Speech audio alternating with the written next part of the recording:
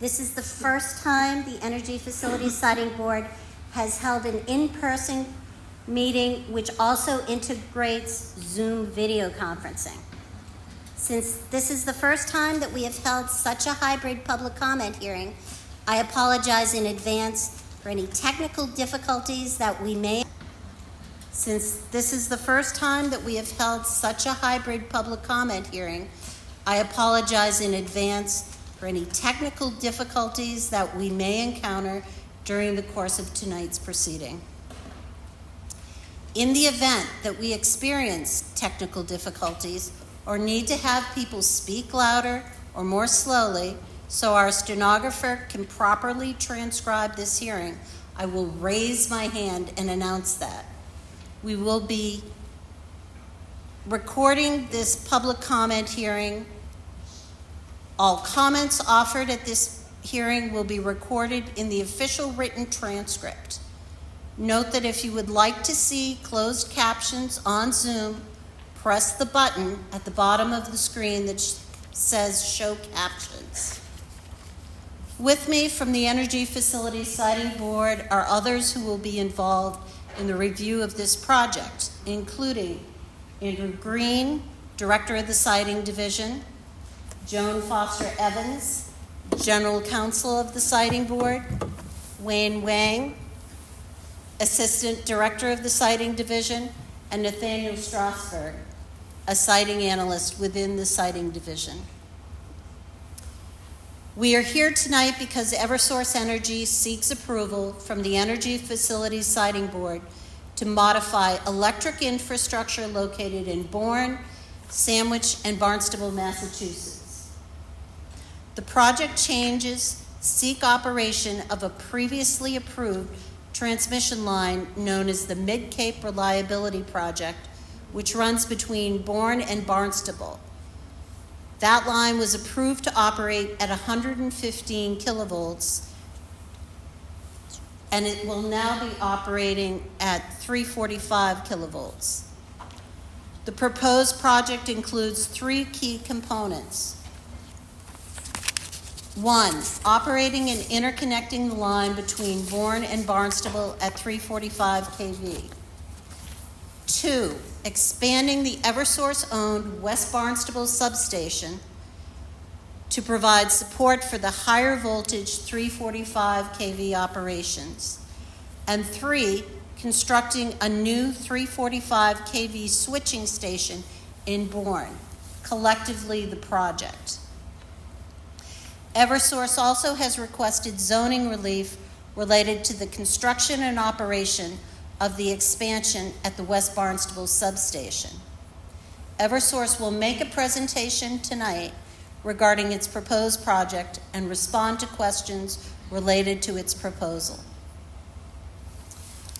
The purpose of this project is to enable Park City Wind LLC to interconnect with the New England electric grid.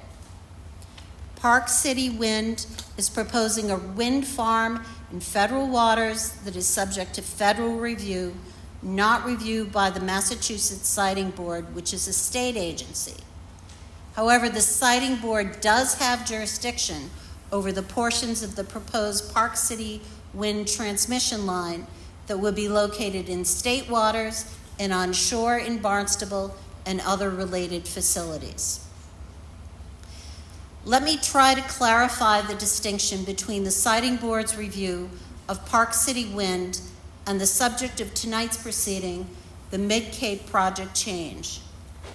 The Siting Board is currently reviewing Park City Wind's proposed transmission line in a separate docket, EFSB 20-01.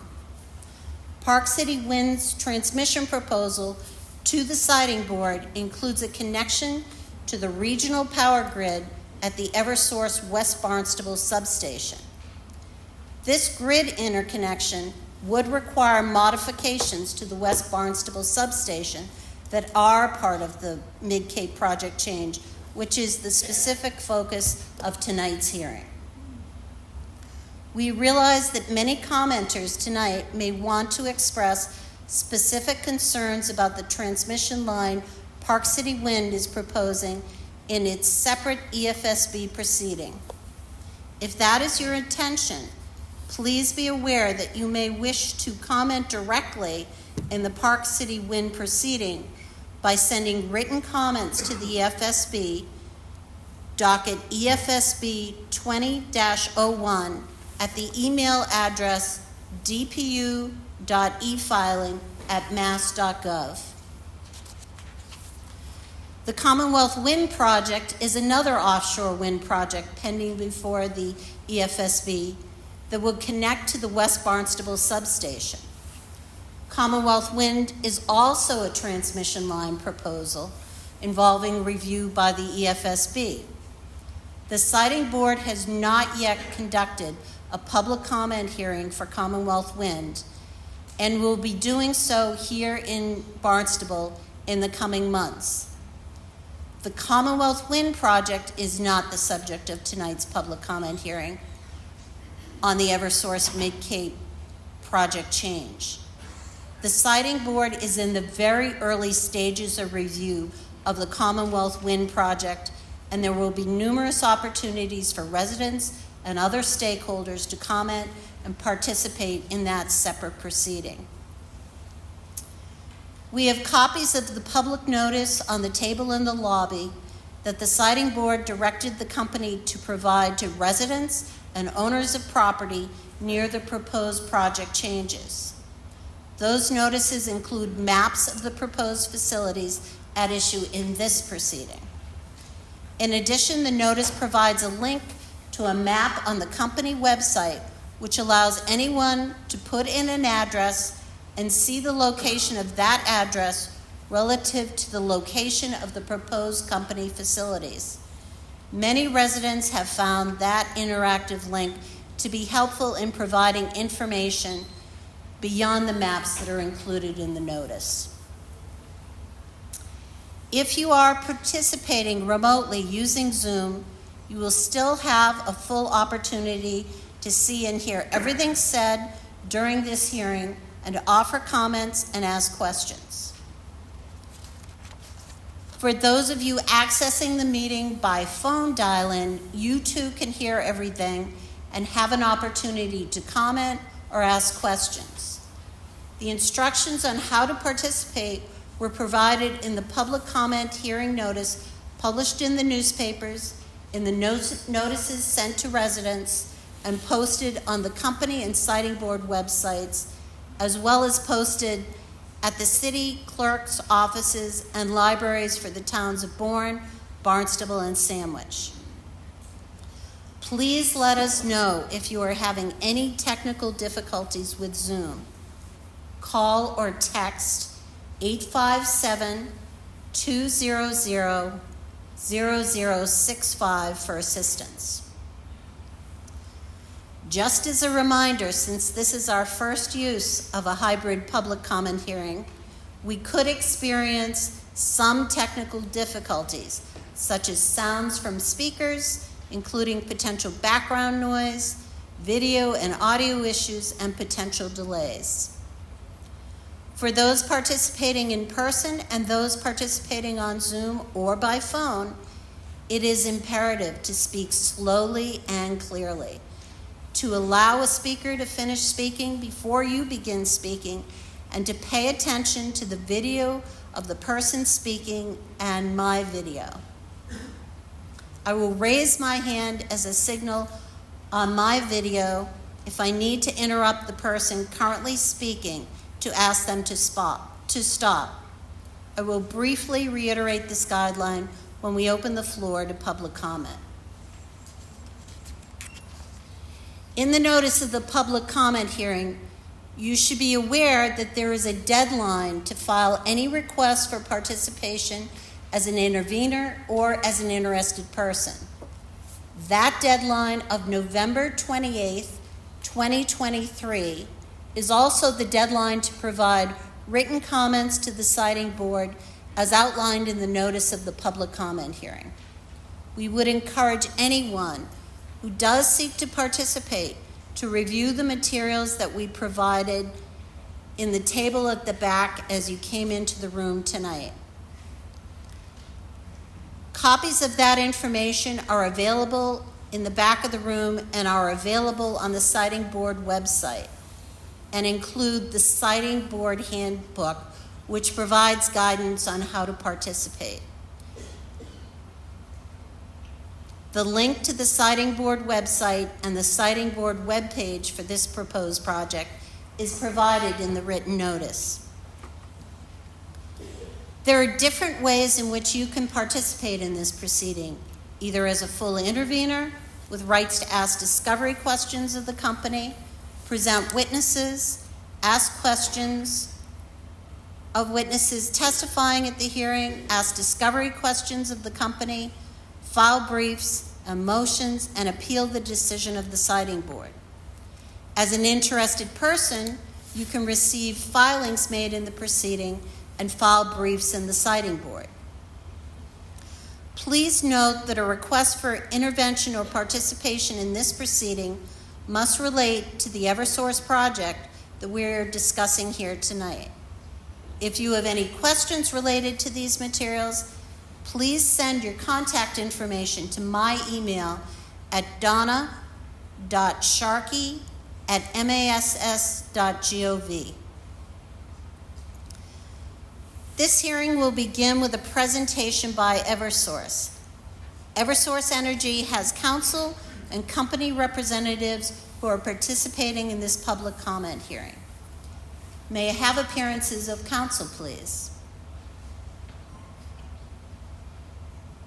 Good evening, Presiding Officer Sharkey, and good evening, everybody. My name is Mike Kaler from the law firm of Keegan Moreland, and we're outside counsel for Eversource, and I'm here along with my colleague, David Rosenthal. Thank you. I would note for the record that the company has provided a certification that the notice for this public comment hearing has been provided consistent with the terms required by the Siting Board. Would the company like to begin with its presentation regarding the proposed project? After that presentation, we will open the floor for comments and questions from the public. Thank you, Presiding Officer Sharkey. Again, I'm Mike Kaler, and here on behalf of Eversource Energy, we appreciate everybody coming up tonight. We have a great expert team from Eversource that's here to describe the work. Liz Patron-Tuano is here to give the presentation, and we have a suite of project experts that are here to answer questions, but we mostly look forward to hearing your thoughts. So listen.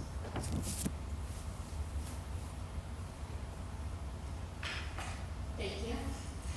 Good evening, everyone. My name is Liz Pietrantuano. I'm the Eversource Project Director for the Cape Cod Solutions Program. I want to just thank everybody for being out here tonight. So I know it's going to be a good meeting. I want to give a presentation about Eversource and the Cape Cod Solution Program, which includes the network upgrades required to support the interconnection of 800 megawatts of offshore wind.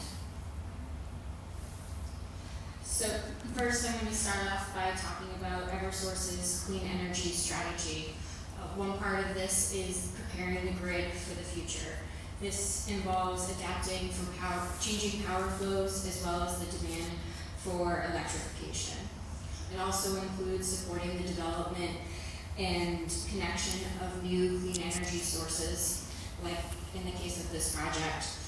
As a transmission owner, Eversource is obligated under federal laws to support the interconnection of any generator that's approved by the Independent System Operator, ISO New England. The next part of this is the development of clean energy options. That includes battery storage, energy efficiencies, and electrical vehicle infrastructure. And Eversource has an industry-leading goal to achieve carbon neutrality in our own operations by 2030. Now I'll talk a little bit about the electric grid, which is used to transmit and deliver power. So starting with large utility generators like wind, solar, hydro, and gas. All of these are connected across New England and the country by high voltage transmission lines. These lines are networked together to make a superhighway of sorts that move electricity from where it's generated to substations and local distribution systems that ultimately deliver this power to homes and businesses. The combination of all these components is what we refer to as the electric grid.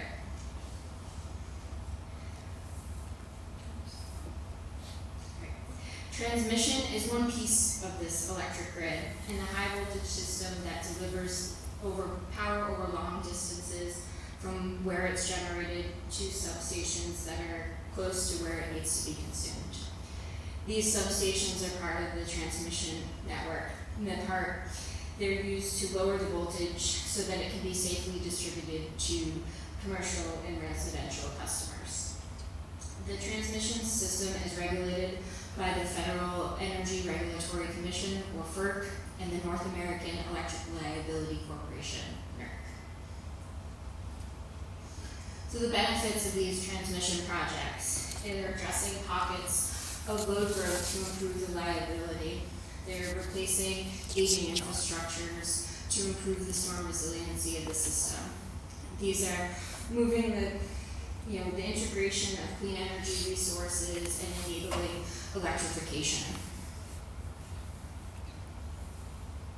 So now I'll get into the Cape Cod Solution Program and some of its benefits. This is a co-optimized, multi-phase transmission program to improve the reliability on the Cape as well as allow for the interconnection of offshore wind.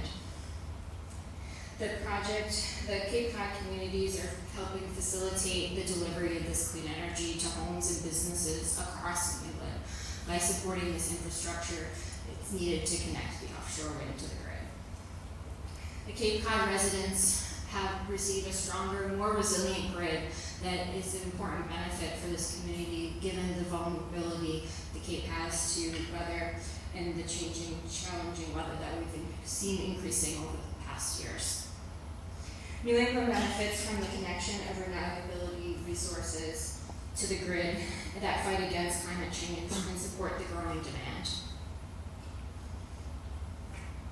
So first I'll talk about phase 1 of the project, which was approved by the EFSB in December of 22 as the Mid-Cape Reliability Project. This project is currently under construction, and it includes the relocation of a distribution line to accommodate the installation of a new 115 line between Bourne and West Barnstable. This phase also includes the infrastructure to operate this line at 345 in the future. This project is projected to be in service next spring. So phase 2 of the Cape Cod Solution Program is the scope that's currently in front of the EFSB.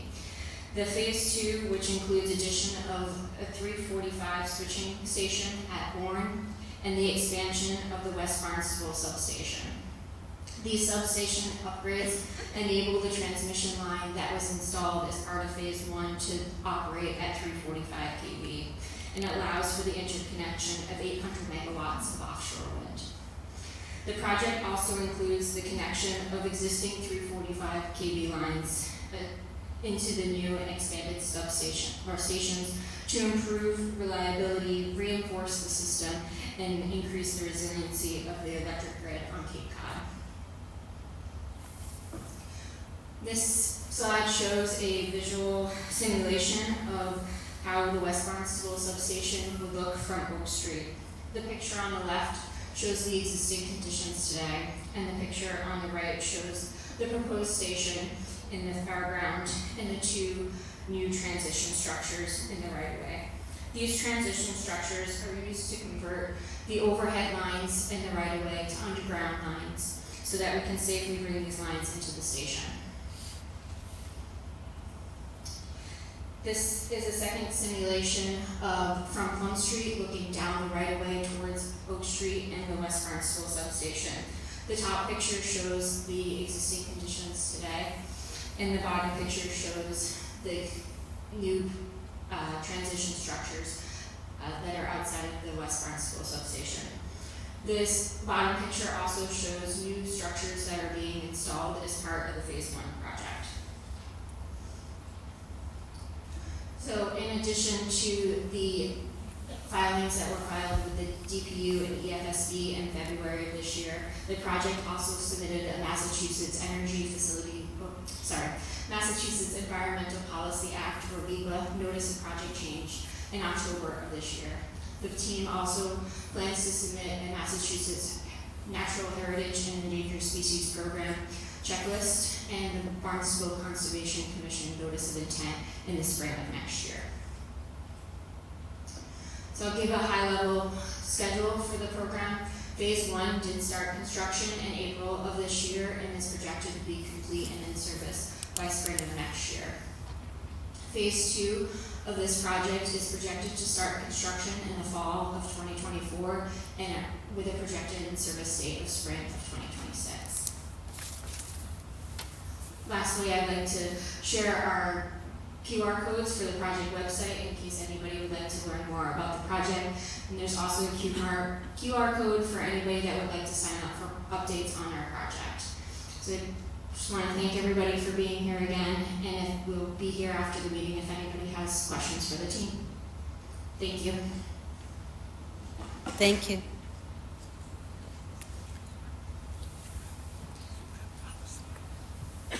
Next, we will proceed with public comments regarding the project. We begin with federal, state, and local officials, appointed as well as elected officials who wish to be heard. Then we will proceed with the members of the public who have signed up to speak in the order in which they have signed up. Finally, we will allow anyone who wishes to speak but did not have the chance to let us know in advance to speak. We will take a break at 8 o'clock for about 10 minutes, and then perhaps a second break around 9:30. When called to speak, if you are participating remotely, we will move you to the Zoom panel so you can be seen and heard by the Zoom audience as well as those here in the auditorium. Please give your name and address, spell your name, and speak slowly and clearly. Again, stop speaking if you see me raise my hand. If a company response to a comment or a question asked is appropriate, I will ask the company to respond. Okay, we are now ready to hear your comments. Please identify yourself, giving your name and the office that you hold for the record. Do we have any federal officials present or on Zoom that wish to comment?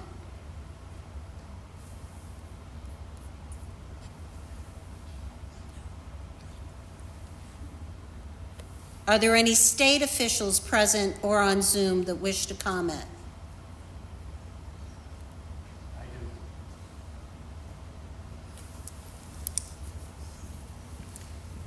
Can you please give your name, state your office, Yes, and spell your name for the stenographer, please? I will. My name is Stephen Exarchos, X-I-A-R-H-O-S.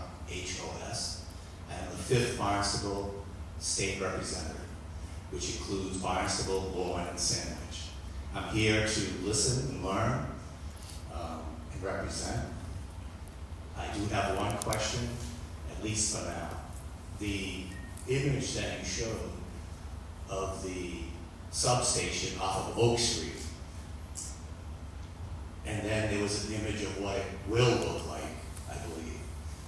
Isn't there a section across the way that is supposed to be cleared out and be part of a project?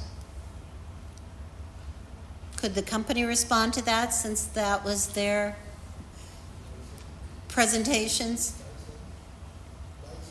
Well, yeah, so there's Knights Inn, that's something different, that's Centerville, that's a motel that's there now. Is that part of this project? Okay, so that's what he was saying, but the one I was asking about, it may be a different project, and I just want to clarify that. Across the street on Oak Street, where the fire tower is now in West Barnstable, there's talk about clearing that land for a substation. That's a different project? Okay, Is there going to be clear? Thank you. thank you. Okay, I I'll be here to, can I come back up and ask questions as the night goes on? Yes, you can. All right, thank you. Thank you. Are there any local officials present or on Zoom that wish to comment? We had at least 3 people sign up at the table out back. If we can start with Chris Clark, who is identified as a town councilor.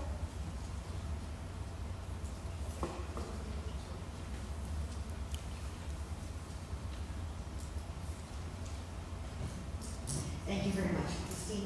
Christine McKay, Clark with no E. Thank you very much. I'm the town councilor for precinct 11 of the town of Barnstable, and it's the geographic area in which this project is located. I have received many comments from my constituents that have done research to evaluate this project, and they have serious concerns on the impact to our community. Impacts to our water quality and impacts to our drinking water, especially given that we have a sole source aquifer. And those of us in West Barnstable rely on our private wells for our drinking water. There's also concerns to the natural resources in our rural environment. There are a lot of trees, and that's why I guess Eversource is here, because there are not very many residences in that area, although neighbors are here in the audience. We're also concerned about the visual, noise, and traffic concerns that this expansion may impact West Barnstable. Question to you is, will the siting board hear the residents in earnest, or are you just conducting this public hearing to check a box? So I'm hoping that you are receptive to the concerns and the research that have been done by many of the residents that you will be hearing from. And how will the siting board notify the public if and how it might modify its plan in response to some of these comments and challenges? Years ago, when I was not a counselor, NSTAR, predecessor, had made a presentation to the West Barnstable Civic Association and promised screening and landscaping to the substation that is now existing. And that was never realized as it was presented to our community. Not in a public forum like this, but just at the Civic Association meeting. So on my way over, I drove by the substation today, and it is an open scar in our community, all lit up. Somebody was apparently working there tonight. Will Eversource's PowerPoint that was presented today be available to the public who are not able to be present today, and be able to review it on their own and able to comment in time for the written comment deadline? Thank you very much for your time. Thank you, Ms. Clark. You should know that the public comment hearing is the starting point of our investigation of any petitions that's presented to us. And the comments of the residents are actually an important part of shaping the questions we ask of the company and doing our investigation of the projects as they're proposed. Thank you.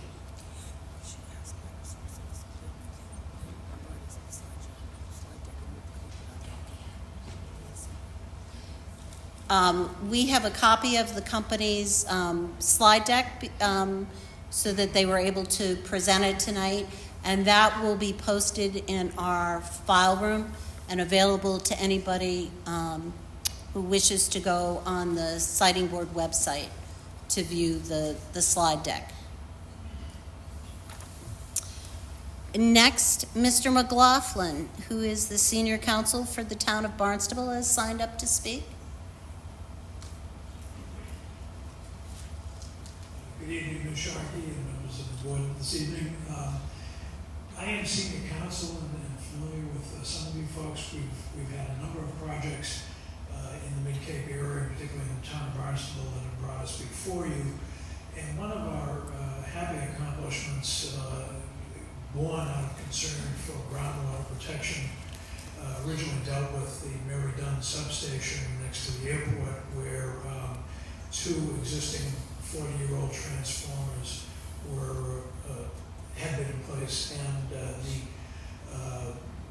company had proposed a third transformer, each with 10,000 gallons of dielectric cooling oil.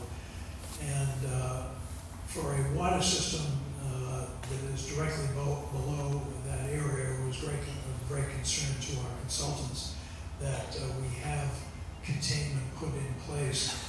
And we were successful in negotiating with EverSource at the time to create, essentially by belt and suspenders, since the industry standards were so non-site specific and frankly, I thought quite lax in terms of detailing what needed to be done to assure that any leakage of hydrocarbon-based products could be prevented. And we were able to have that project designed, and to EverSource's credit, not only did the new transformer get a very robust containment, impervious containment around it, but they retrofitted two existing, the 40-year-old transformers. And that has served as a model for us going forward in the Vineyard Wind case, and is the subject of extensive agreement in a host community agreement between the town of Barnstable and Park City Wind. We have been successful there in negotiating a memorandum of understanding with we brought in two substation designers at Vineyard Wind's expense, but to consult with us. And we refined those details considerably for the Vineyard Wind project. What was missing in that process is that as we negotiated with Vineyard Wind, we did not have EverSource at the table. And I think with numerous discussions where we've pointed out to EverSource that it is a matter not only of vital environmental protection to protect our sole source aquifer, but also as a matter of sound, prudent risk management on the company's part, it would be desirable to see the company move forward in the Vineyard Wind project by retrofitting its side of the project. And Dave Rosenzweig was kind enough to inform us that they had heard our request clearly, and indeed, I'm not sure maybe they can tell us what they are in terms of the actual retrofit, but they are retrofitting the Independence Park substation on the EverSource side for the same standard that we have now created. And we will be appearing in the case, petitioning to intervene and offering written comments on this subject. And hopefully, what we don't have at this point, and I think it's vital Cape-wide, and probably in many communities off Cape as well, is there is no standard other than the presidential standard that has been created by the EverSource Mary Dunn project and the Vineyard Wind project. And we would like to urge, obviously, adoption of a retrofit standard for this project, even though the station is much newer than the Independence Park one. I think it still has the same risks. And we'd like to see that with the board's direction and guidance eventually into perhaps a rulemaking either for the entire state or certainly for communities such as ours that have extreme exposure to any kind of leakage. We have, as testified to, particularly in the Vineyard Wind case, nothing but sand between the ground level and the aquifer 35 to 50 feet below. And we don't know what the ability is to mitigate a leak if and when it occurs. I can tell you years ago we had right down the street from one of these projects, the Cape Cod potato chips plant, a janitor released by accident an 8-gallon pail of highly incompatible cleaning solvent that shut down a couple of the Barnstable Water District wellheads for the better part of 8 years, if memory serves correctly. And we cannot risk that type of impact to any of our wellheads because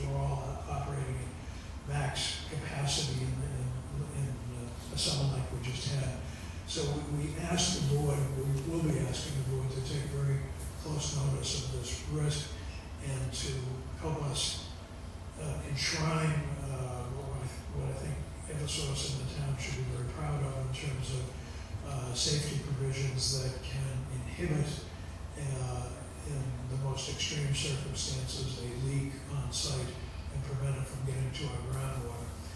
There is one other item that only time will tell what's being proposed. I know there's a great deal of emphasis at DOER and from other angles, looking to bring battery storage to projects on site. And we recently had a private solar project go through the town, and we were so concerned they were unable to provide us with strong evidence, or really any evidence, that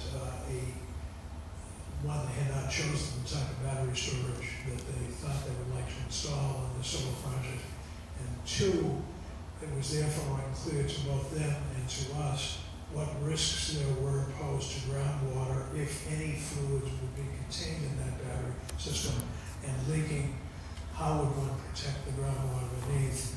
And the related question for all of these projects is emergency response and firefighting protection. And the consensus seems to be, Hyannis's fire chief came to us from Somerset and had direct supervision of the Brayton plant. So a gentleman who has lots of experience in training in firefighting. And the consensus seems to be that if you have either in the battery or in the substation itself, a fire, that in many instances the best practice is to let it burn, consume all the consumables, and then clean up the metal and debris afterwards.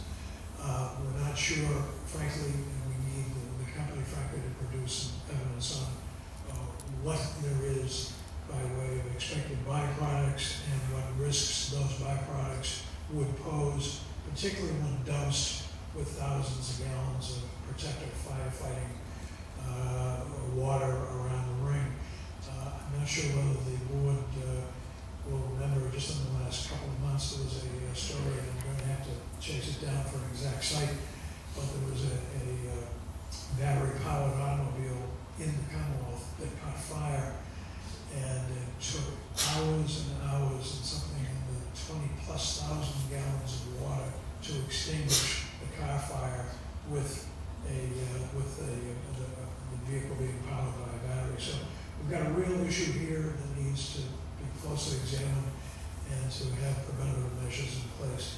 I'm sure we're going to pay close attention to look forward to very active participation and posing questions that we hope will produce the best system possible. Thank you. Thank you, Mr. McLaughlin. We also would ask Peter Hansen, who is speaking on behalf of John Crow, who's a new town councilor. Good evening, Peter Hansen. Thank you, board members, for having us. I'd just like to comment what Mr. McLaughlin, I hope everyone listened to what Mr. McLaughlin just said. Very telling. I'm reading this for John Crow, who's elected for council for Precinct 5. And here's his letter. I'm sorry that I'm out of state this evening, unable to attend in person. The primary caregiver for a family member I am the primary caregiver for a family member who is undergoing major surgery requiring my help. I appreciate the opportunity to say a few words to a community member myself. Thank you for coming to Barnstable to listen to the people. As a candidate for town council, I spent the last few months doing just that. As you'll hear, there is deep concern about the degradation of and risk to our local environment associated with the proposed wind projects, one of which is that issue in connection with the Eversource application that brings you here. I ask you not to choose between our local environment and advancing other environmental objectives.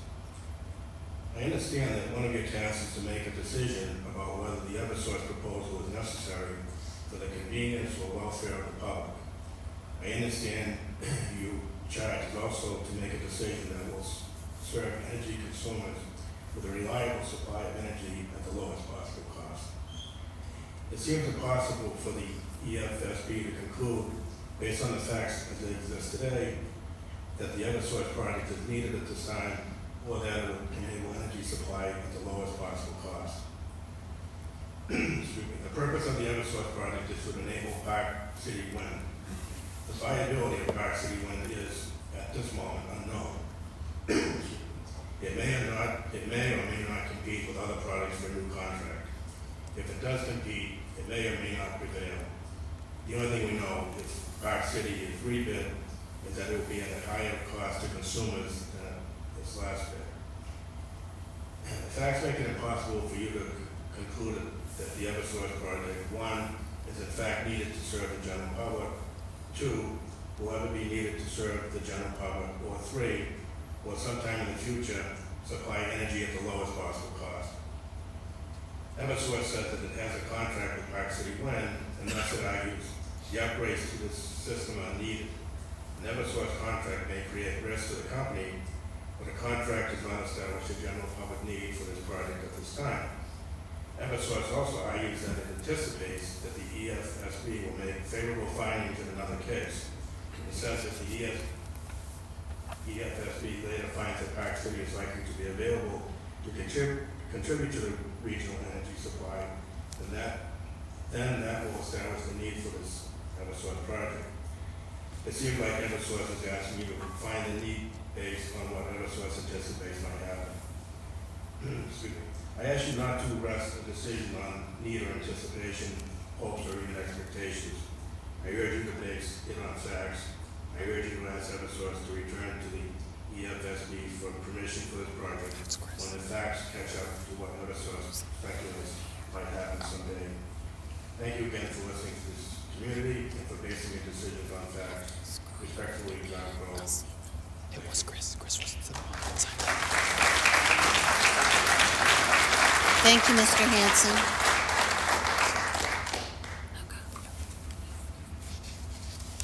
Are there any other elected or appointed local officials who'd like to speak?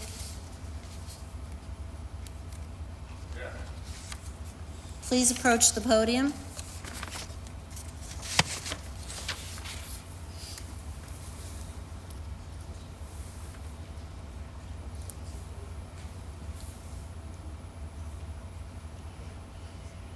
Good evening. I'm Brian Paradise. I'm a West Barnesville Water Commissioner. Could you please just spell your last name for the stenographer? P-A-R-A-D-I-S-E. That's in good. Thank you.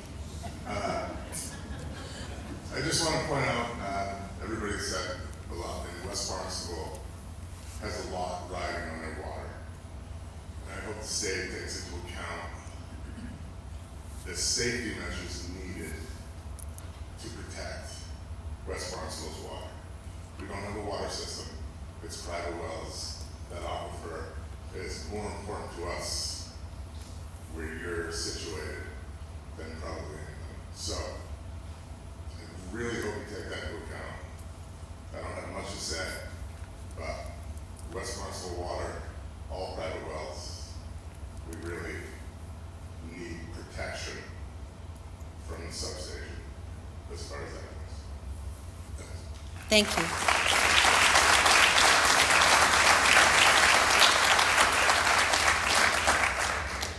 Next, we will take comments from members of the general public, beginning with those who have pre-registered with the siting board. Again, when called, please give your name, spell your last name, and then give your address.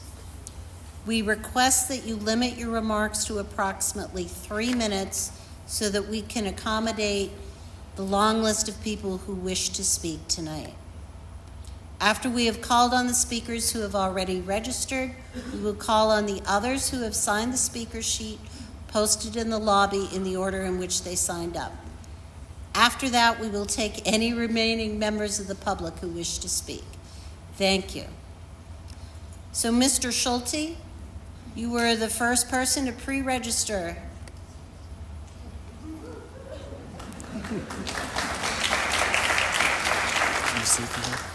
Good evening, my name is Bob Schulte, S-C-H-U-L-T-E. within the 52 Fox Run Center. My wife and I have been year-round residents of Centerville for 29 years. I want to start by thanking the EFSB for holding tonight's in-person hearing. I hope you will listen to and give serious consideration to the many environmental, health and safety concerns and issues that citizens have regarding the potential risks this proposed project poses to Barnstable and other parts of the Cape. There are many well-informed speakers here tonight, and I will defer to them to speak to you about those concerns and issues. What I would like to address is the two-part standard that the EFSB established for assessing system upgrades, such as Phase 2 of the Mid-Cape Reliability Project, which is the subject of tonight's hearing. This standard is often referred to as the Cape Wind Standard, as it was used by the EFSB in its 2016 decision to deny Cape Wind an extension of its EFSB permits. Pursuant to the Cape Wind Standard, tonight's applicant, Eversource, must first show if the existing transmission system is inadequate to interconnect to the new or expanded generator, that would be Park City Wind, and second, that Park City Wind is likely to be available to contribute to the regional energy supply. I'm not going to focus on part 1 of the standard. Instead, I'm going to focus on part 2 of the standard, and that is whether Park City Wind is likely to be available to contribute to the regional energy supply. In the Cape Wind decision, the EFSB agreed that background conditions it can consider in determining whether a new generator like Park City meets part 2 of the standard should not be just limited to environmental impacts, but should also consider conditions such as the status of power purchase agreements, the viability of project financing, and the likelihood of a project even being built. Given the following background conditions relevant to tonight's proposed project, it has become clear that it is no longer likely that Park City Wind or any other prospective offshore wind developer will likely be available to contribute to the regional energy supply via tonight's proposed project within the reasonably foreseeable future. These background conditions include the following. Park City Wind terminated its power purchase agreements with Connecticut for this project last month, and will have to rebid the project in future offshore wind solicitations with no guarantee there will be a successful bid. Park City Wind's developer, Outer Renewables, announced that both its proposed Park City Wind and Commonwealth Wind projects are no longer financially viable. Park City Wind has not received all the necessary permits for this project, including from the EFSB itself and other regulatory bodies. The entire offshore wind industry is financially distressed, with project PPAs being canceled up and down the East Coast, major players like Ørsted withdrawing from all of its U.S. projects, Siemens Gamesa canceling plans to build a wind farm blade plant in Norfolk, Virginia, and worsening supply chain and interest rate issues impacting every developer of wind farms. Given the significant financial uncertainty of the Park City Wind project ever being built, I believe tonight's proposed project change fails part 2 of the EFSB's own standard, and that Park City Wind is unlikely to be available to contribute to the regional energy supply, and therefore should be denied. Thank you. Thank you, Mr. Schaefer.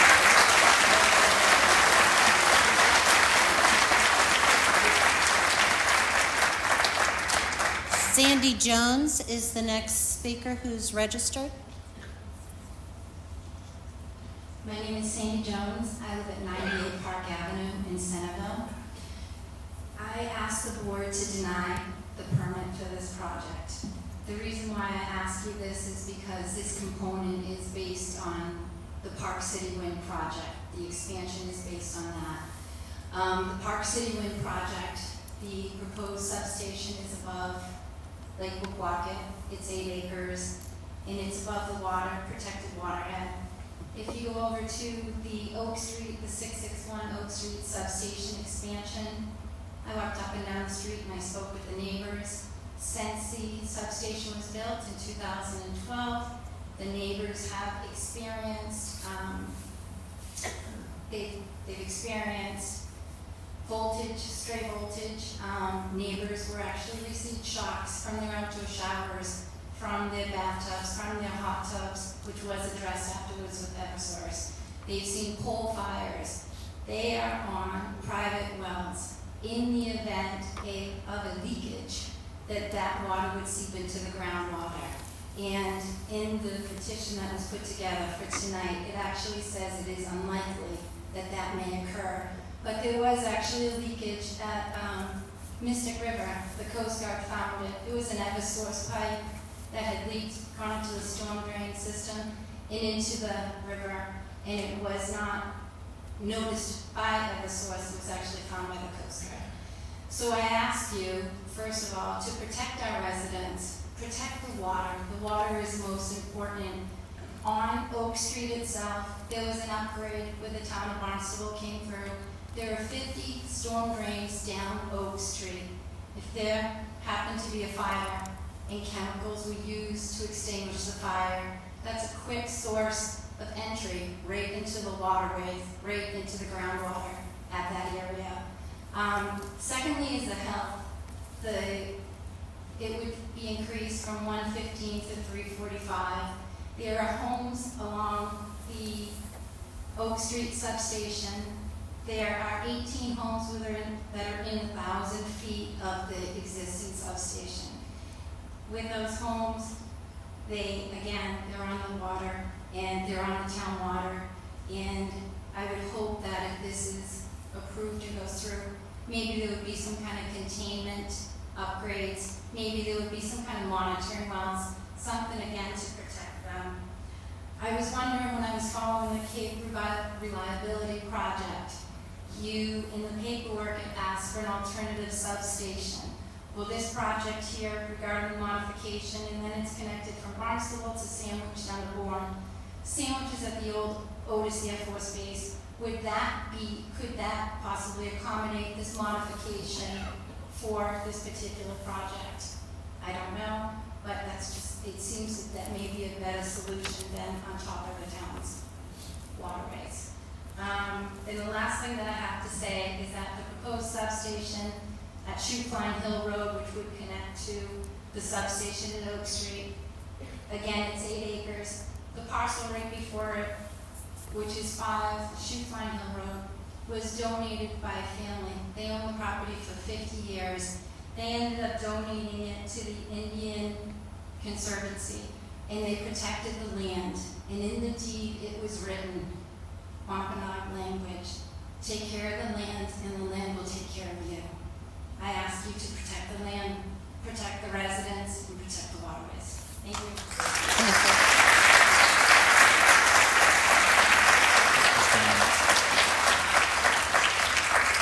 Sean Fitzgerald is the next person who's signed up. He's not here. Suzanne Connolly is the next person who's signed up.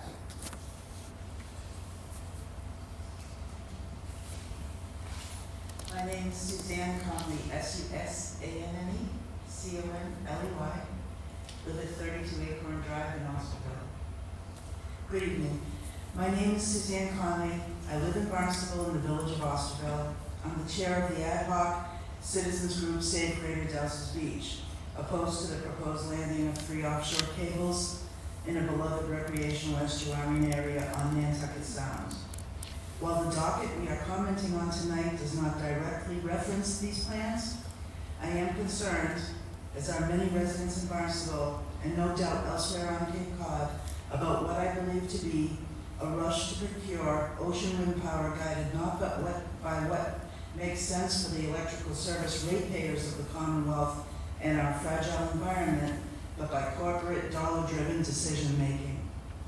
I would like to speak to a statement made in the February 28, 2023 petition to EFSB prepared on behalf of the proponent by the law firm of Keegan Merlin, specifically, quote, even if the PCW project is not built, the ISO interconnection queue identified more than 2,600 megawatts of offshore wind that is proposed to interconnect at the West Barnstable substation, thus necessitating 345 kV service. This number, 2,600, is new to those of us who have been studying the offshore wind industry's plans for Barnstable and can only hope the statement is in error.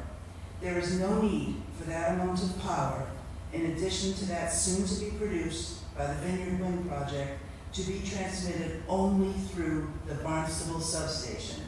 There are other candidates for interconnection and better means to do so in the first place.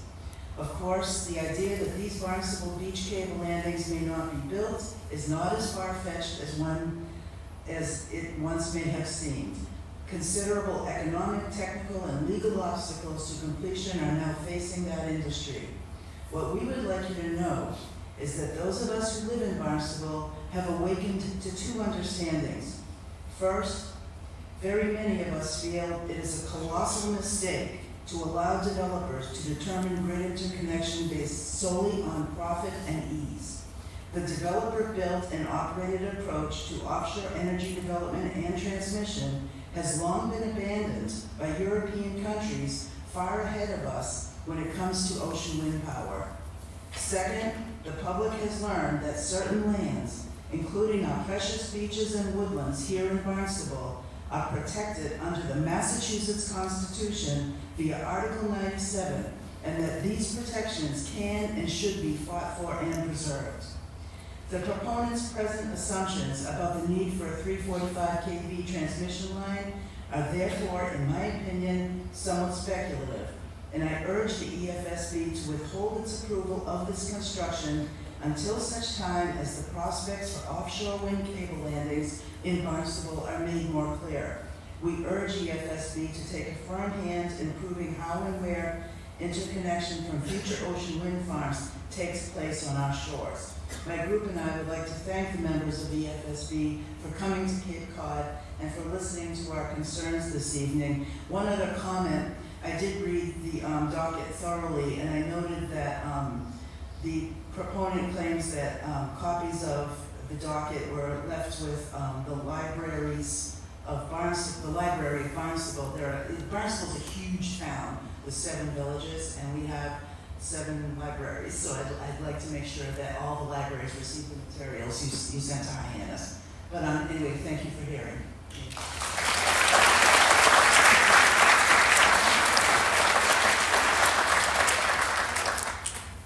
Next, Ken and Susan Rothman have signed up.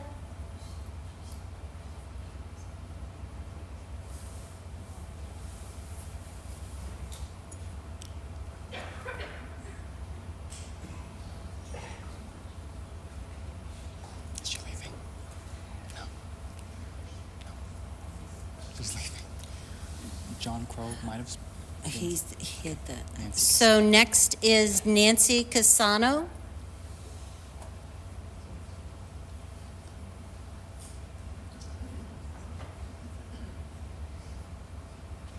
She's coming. Yeah.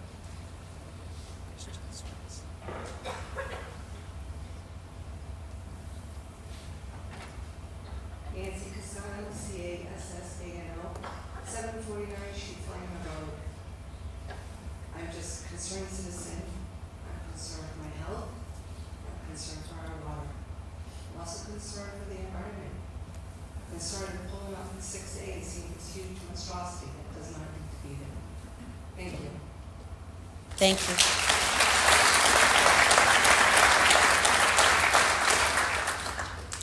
Next is Christian Swenson.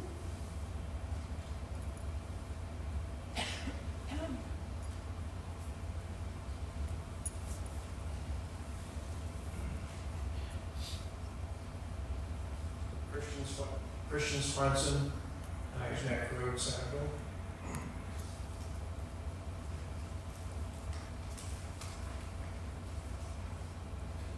Good evening. I've lived on Cape Cod for 22 years, 10 in Harwich and Long Pond, the last 12 on Quacket Lake in Centerville. During that entire time, all I've ever heard in any discussions for permitting and construction anywhere on the Cape is to protect our water supply and protect the ocean.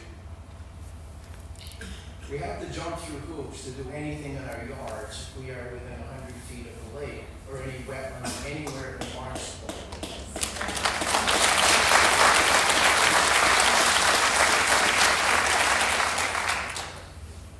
In actuality, everywhere in Massachusetts, there are strict regulations for water protection, animal protection, i.e. NISA, conservation, department regulations, and town ordinances that we must abide by.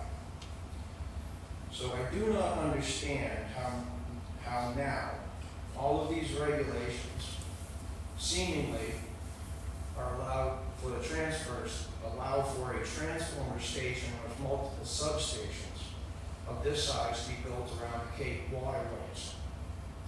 There could be catastrophic consequences in the event of a fire that is allowed to burn itself out. This heat could crack concrete containment walls and allow chemical and oil pollutants into the ground. In the event of the fire at any of the substations, the firefighting foam could get into the ground, contaminating the groundwater, the lake, and area wetlands. The same foam that was used at the fire training site in Hyannis contaminated the wellheads, making that water downtown unfit for drinking. These substations are in the vicinity of or on top of the main aquifer, which feeds water to the entire Cape. Comes from off Cape. There's a 40-page groundwater survey document in the town of Barnstable. It's available online. It's a good read. Boring, but it's a good read. Very educational. My question to you is this. I'd like to know by what rationale the town or the state can cherry pick the regulations to follow and decide this project isn't to be held to the strict preservation standards of our water supply, not only in Barnstable, but everywhere on the Cape. If homeowners and businesses get fined for using fertilizer within 100 feet of wetlands because it pollutes the groundwater, then you cannot allow this project to go through with the potential to destroy the water supply for the entire Cape, because everyone gets their water from the Cape Cod aquifer. Thank you. Thank you.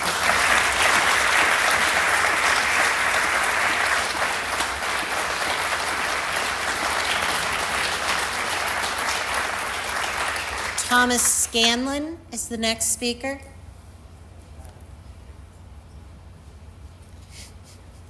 Thomas Scanlon, 169 Osterville, West Barnstable Road in Osterville. I'd also like to thank the board for listening, coming down here to listen to us. Unfortunately, I didn't realize that this evening's proceedings were limited to the Park City cable and substation. But like Suzanne, I feel my comments are applicable also to our friends on the other villages. I started out simply opposing the placement of high voltage cable, almost 2 times the power generated by the Pilgrim Power Plant, nuclear plant, from one of the offshore projects under our beloved Dowson's Beach, through the village of Osterville, and past my house on the way to substations yet to be built. But I've come to realize that a foreign Spanish company, Iberdrola, 10% funded by a repressive bad actor in the Middle East, the country of Qatar and its sovereign fund, accused of funding Hamas and Hezbollah, created a subsidiary, Avangrid, as a limited liability corporation which leaves little recourse should anything go wrong. And they have no experience building or managing an offshore wind farm. Defaulted on their original bid, and this all happened for one reason: it's greed. As a foreign entity, they want to take advantage of all the green money and subsidies sloshing around in Washington, D.C., in the hope of countering climate change. Meanwhile, China and India are building new coal-fired plants at an unprecedented rate, one every other week.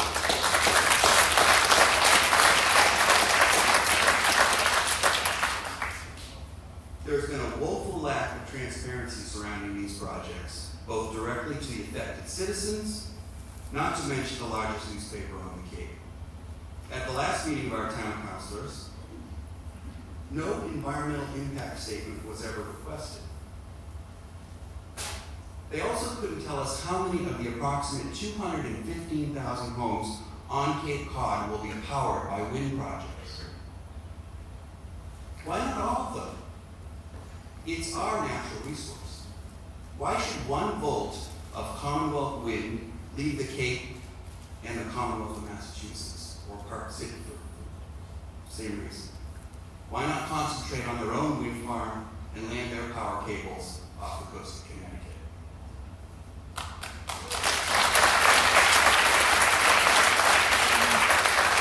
Then there's the environmental impact. Snail darters stopped the construction of Tellico Dam on the Little Tennessee River in 1973. The northern spotted owl still fights for its very existence in the Pacific Northwest forests. And now whales are beaching themselves off the coast of New Jersey and New York, 13 humpbacks in 2023 alone, attributed to seismic exploration by offshore wind companies. The threat to these magnificent creatures is yet another harbinger of the outcomes for countless other marine species. I urge the EFSB members, demonstrate common sense and stand up to those companies whose interests do not align with those of our state, who ignore negative impacts to our environment and business tourist trade, never mind its overall financial feasibility.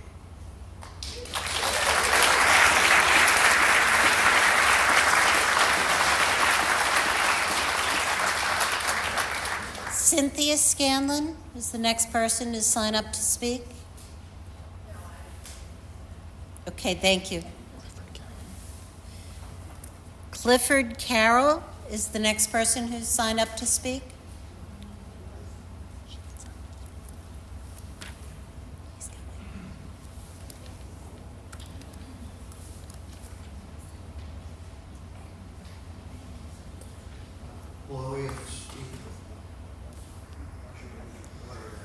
Mr. Carroll, I know it probably seems easy, but could you just spell your last name and give your address, please, for the record? Before I start my clock, my name is Cliff Carroll, Minton Lane, West Barnstable, Massachusetts. Before I start my clock, can I ask, this is a recorded Zoom call. Is this going to be made available to the public after the fact? We had some trouble with the YouTube recording tonight. I'm recording audio. But we are recording on audio, and we will have, of course, the written transcript, which is actually the official record that will be available. Thank you. And you did say that someone from EverSource will answer questions at some point? Yes. Okay. Because there was one major question that my testimony was tied to, which is the existing amount of oil that's contained in the existing substation, what the increase will be when they set up the substations. The proponent has not divulged that anywhere. So I don't know if that's possible to have answered now before everybody else speaks about it, but it is a key question. Mr. Kaler, would the company be able to, at this point, identify the amount of oil that's available at the existing substation and what the increase might be with the proposed expansion? I can't hear a whisper.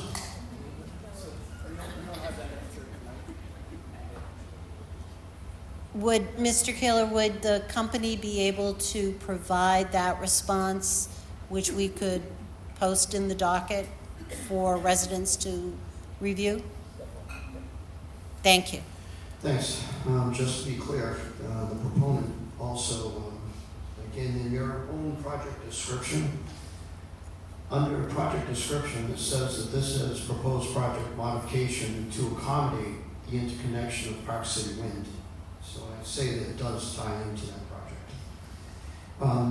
In over a year of hearings here by Park City Wind and tied to EverSource, they have never disclosed the amount of oil that's contained in these transformer substations. They've promised it repeatedly. Last Thursday night, November 9th, they had an open house. Their spokesperson, Patrick Johnson, stated that they did in fact have the number of gallons contained in the Knight's Inn transformer transformer substation. He kind of gave an estimate between 57 and 65,000 gallons of oil over the aquifer protection zone. The back of the property is about maybe 700 yards from Weequacket Lake. But now I'm going to get to the substation at hand here in West Barnstable. I did just ask how many gallons of oil. You cannot find it anywhere in the EFSB documents, in the NEPA documents. There's not a single document that shows the actual containment, the number of gallons. In the federal side of this project, and on the other end of the cable in federal waters, federally, you are required to map when you have an oil spill, when you have an oil-filled container greater than 2,500 gallons, the federal government requires you to map out what is called an oil spill fatality chart. Their mapping is 179 pages for the transformer substation, which is south of Martha's Vineyard. In that report, it states that a maximum of 59% of the oil will reach the shore within, I believe it was 24 hours. The test borings on this substation, West Barnstable, shows that our well fields are located as close as 15 feet below the surface of this project. No one has ever enforced the Water Quality Act, the protection of our water. We're looking to have a mapping of where that oil will go in our well fields, how many down gradient well fields will be affected, and how many homes would have to be taken offline in reference to that. In addition to that, it has never been discussed in the event that this catches on fire in the middle of our well fields. The West Barnstable is one of our highest points of land in Cape Cod. The Knights Inn location, 8 Chutes Flying Hill Road, is in one of the highest points of land over well protection, aquifer protection in the town of Barnstable. Our state rep, Mr. Zaros, was smart enough to ask about the next project, which is also owned by the exact same proponent, and it's also designed to go into this 345 kilovolt line that is part of this reliability project. That's located at the fire station just across the street at Oak Street, just the way he asked it. We heard the proponents deny that it's tied to another project. I asked that the EFSB please look at the cumulative effect of these 3 projects. They're all in the exact same well area. It's called the Sagamore Wells. They all are upgrading of all of our wells. West Barnstable is on wells. Some of the town is on town water. West Barnstable is on well fields. No one has mapped it out. No one has addressed it. There was a map in your zoning requirement. They're asking for 14 variances from our local board. The first one is Aquifer Protection Overlay District, where they say variances are difficult to meet, and even if granted, the variance is susceptible to appeal. There's a reason for that. There's a Resource Protection Overlay District. That's the next variance. I'm going to skip the other 14. One of the last ones is a performance bond. Inasmuch as the amounts of these bonds are unfixed, there is no process for how these determinations are to be made. The potential for a project delay is great. So is the cost to our Cape Cod folks in the event that our sole source aquifer is polluted by these tens of thousands of gallons of oil. In addition to that, the proponent has been doing these open houses and promising to post them on websites. They're refusing to post last Thursday's hearing where they admit how much oil is in it. They admit that they do in fact have the data safety sheet on it. It's never been disclosed in over a year and a half. I'll close just very quickly. I ask, this hearing is premature.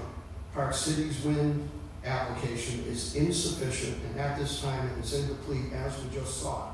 They can't answer how many gallons are there now, let alone how many there are going to be.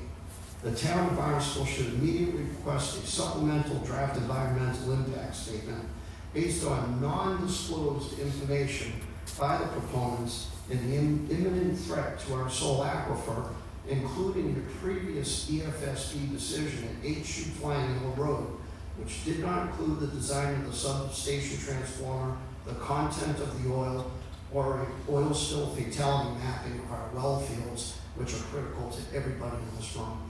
I do appreciate you coming down from Boston. Thank you very much for your time.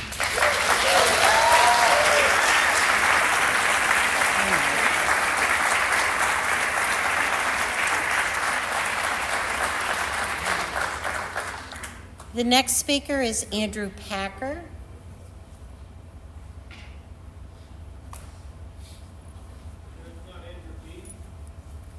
No, Andrew D is. In that case, Helena Johnson is the next person who signed up.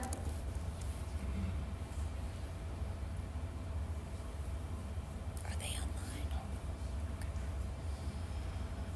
Susan Sipple, sorry.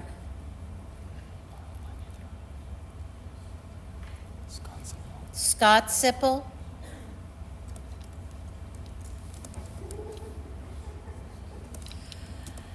Mary McKenzie.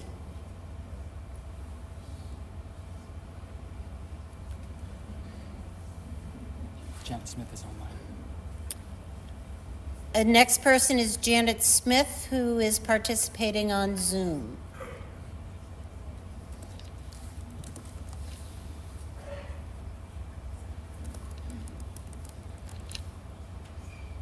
She didn't want to be promoted.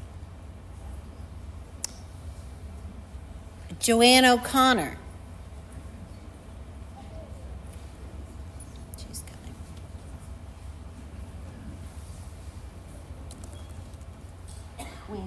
Good evening. My name is Joanne O'Connor, O-C-O-N-N-O-R, 555 Main Street in Centerville. And I'm speaking this evening on behalf of Mr. Gary Schrammick of West Barnstable, who can't be with us tonight. He's been a full-time resident of West Barnstable for over 30 years, and he's concerned with the Park City Wind project and the water supply, and also in regard to this project. He's worried about the wells, water table, watershed, and pollutants. And also would like to know, has anyone brought up the proposed Ridge Creek water project and its effect on our wells? What is the impact to our private wells given the huge volume of water to be piped out of our watershed and aquifers? Reduction in water pressure to our homes, depletion and/or reduction in size of our aquifer, wells drying up and have to drill deeper to try to find new locations for our wells. As a former healthcare executive, this is Mr. Schrammick, in his opinion, I need to see an impact study regarding the issues of tapping and potentially severely reducing our water sources and drawing hazardous elements, contaminants into our water supply. Given the past issues with the water supply and aquifer around the military base and other contaminants, I'm concerned with the long-term and short-term health compromised residents' health of those in West Barnstable. All of the West Barnstable Village residents and surrounding areas need to be brought into the loop of this little-known plan. There needs to be a cease and desist stop order until this has been fully vetted and everyone impacted is notified. Thank you very much.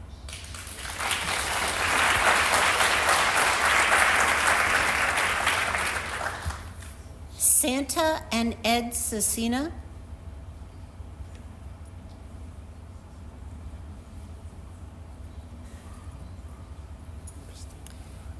Christine Bednark.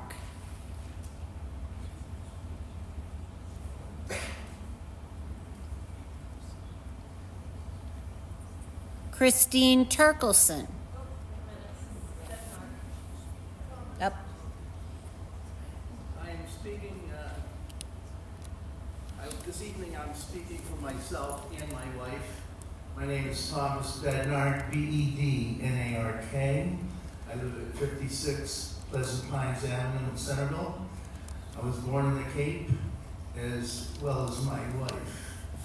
We've been here for over 70 years each, and we were very concerned about the location of the substation. We sit here right now at 120 feet above sea level, and if we proceed up west on Route 6, we go to the top of Shoe Flying Hill, And that has an elevation of about 160 feet. And very close to that proximity is the substation, probably at 140 feet. If we go to the north, down Oak Street, we run into 6A, and shortly thereafter are the Great Marshes of Barnstable. These marshes comprise about 4,000 acres. They supply food, nutrients to our shellfish, our wildlife, and our enjoyment. And those waters at tides in and out flow out of Barnstable Harbor and into Cape Cod Bay. And everybody here knows that it's a great recreational area, not only for fish and shellfish, bird watching, and many, many other activities. My question is this. We know that it's a high elevation, hence the fire tower. And we also know that the glacier deposited clay and all kinds of different soils that are very porous in this area. Clay has the unique ability to withstand water runoff, and it conducts water and other fluids such as a pipe would conduct something. It's very non-porous. And hence also the West Barnstable Brick Factory. There are many layers of clay on the north side, and I'm afraid that if there was a leak, the clay would support the rapid flow of all this oil into the Great Marshes, and hence destroy the environment there very quickly. Fish, shellfish, birds, and all the things that go along with our wonderful environment will be greatly impacted. So the elevation, the proximity, and the soil types are going to create, I think, a firestorm of problems should a leak occur. Thank you very much. Let's take her and then we'll take the vote. It's almost done. Christine Turkelson.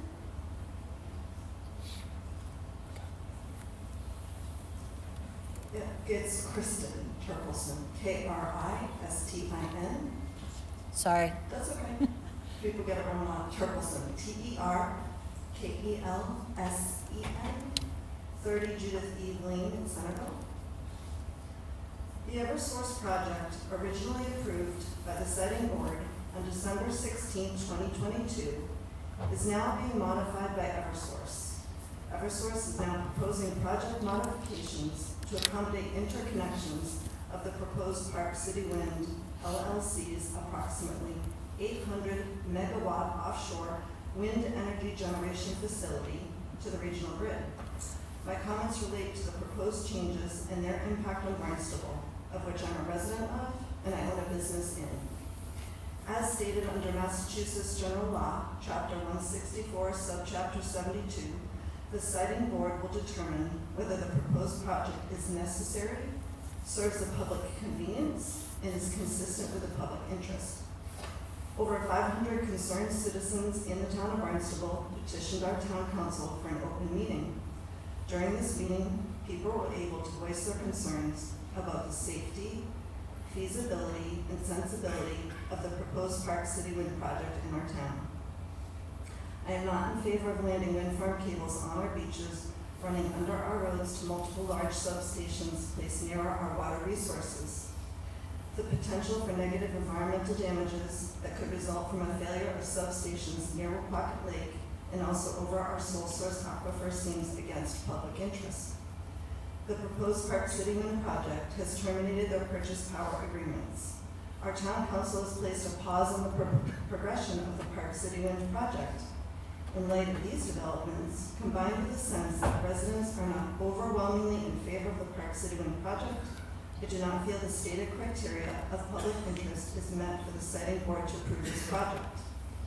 The Mid-Cape Reliability Project states proposed modifications are needed to accommodate interconnection to the Park City Wind project.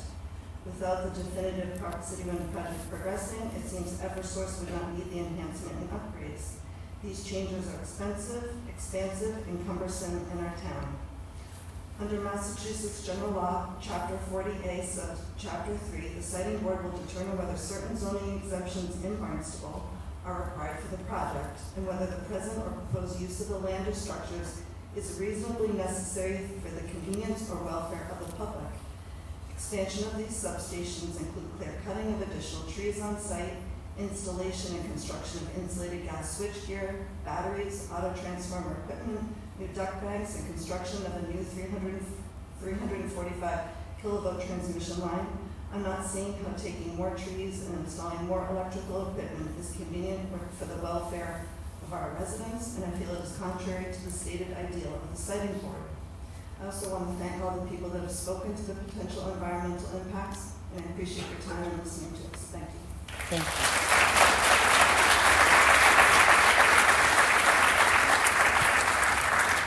So it's 8 o'clock. We're going to take a brief break, and we'll resume in 10 minutes. So go back on the record, Alan, please. Mr. Kaler, it's my understanding that the company has an answer to the question that was asked earlier tonight with regard to oil storage at the substation that they could provide on the record tonight. Yes, that's correct. Presenting Officer Sharkey, I'd like to introduce Mr. John Zico. Mr. Zico?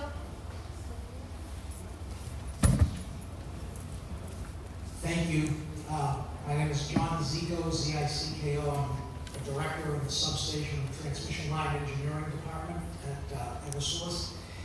And I didn't have the numbers at my fingertips when first asked, but I did have them on file in my computer, which I was able to access during the break. The existing transformer that is inside Station 921, West Barnstable Sub, contains 39,000 gallons of oil and is equipped with a full containment.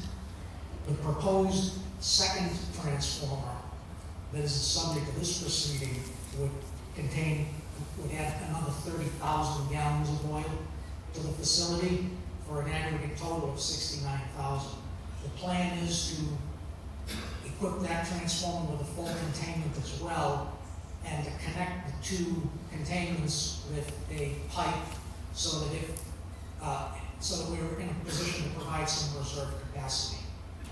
With regard to fire, if there were a fire in a station or in a transformer, we would tell the fire department the same thing we tell them for every one of our other facilities, and that is to take a defensive position around the facility and to not try to extinguish the fire.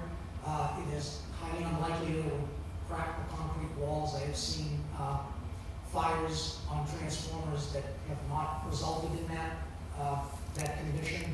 And we also do not use foam on our transformer fires. So I hope that clarifies some of the concerns and questions that were asked. How long would it burn for? I don't have an answer to that. It would depend on a number of factors. I don't know how long it would burn.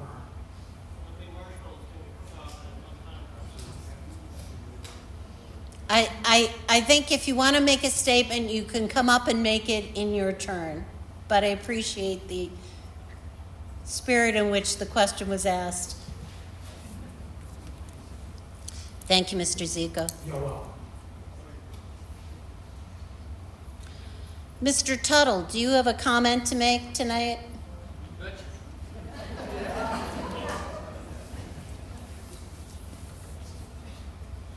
Good evening. My name is Chuck Tuttle, T-U-T-T-L-E, 8 Wilton Drive in Centerville. Been a Barnstable resident since 1964, a long time ago. Thank you for the opportunity to help you understand the significant issues of concern to our community. We are all in favor of reducing greenhouse gases and increasing clean energy.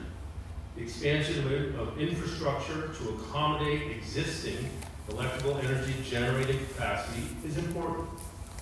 I understand that this meeting is to accept public comment about expanding the existing substation at Oak Street in West Barnstable. I also understand that part of the need for expanding that substation is to accommodate electrical energy generated offshore with a proposed landfall of 2 billion watts of electricity at recreational and residential areas. I wonder why the EFSB is considering infrastructure enlargement for a project that hopefully will never happen. It's obvious to many that landing 2 billion watts of electricity in a heavily used recreational area is absolutely inappropriate. In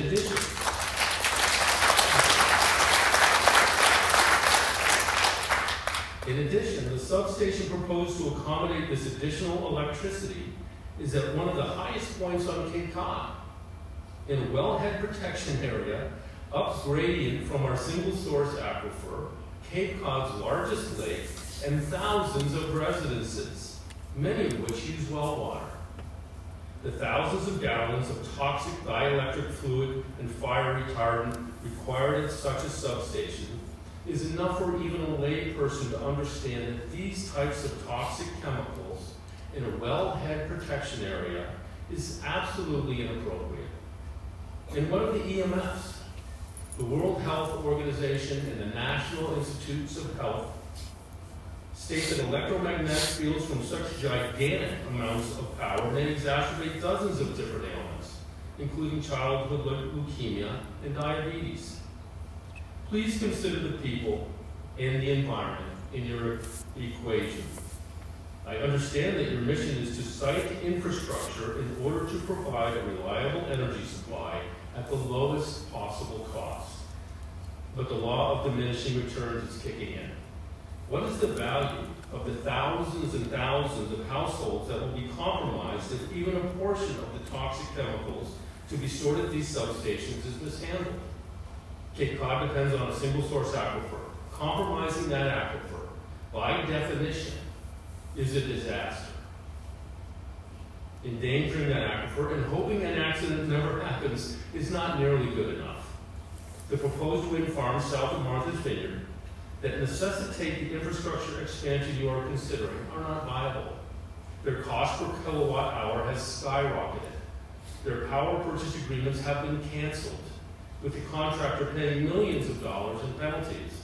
The contracting company itself is increasingly financially unstable, and public sentiment all along the eastern seaboard of the United States of America is waking up to the dangers and risks of the rush to implement these prohibitively expensive offshore windmill projects. We have 800 million watts wired under Coles Beach right now. That's more energy than the Pilgrim nuclear power plant ever produced. Soon, that 8 million watts will be energized. Let's hope that goes well. Barnstable has done its part.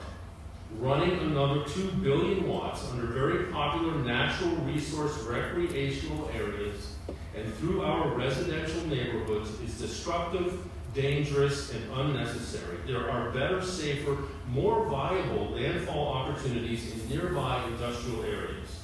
Citing the substation and its toxic lubricants in a wellhead protection area is dangerous and unnecessary as well. We've heard from the town attorney that 8 gallons from the Cape Cod potato chip factory shut wells down for years. Now we're talking 57,000, 69,000 gallons. This is a recipe for disaster. Additionally, evidently, the power generated from these proposed projects is headed out of Massachusetts to Connecticut and other places. Why would you do this to us? Please put the citizens of the Commonwealth of Massachusetts and the residents of Barnstable County ahead of the profit of foreign entities. Thank you.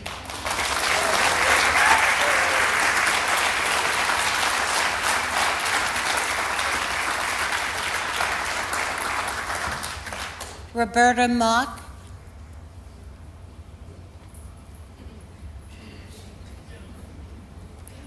I have a speech prepared.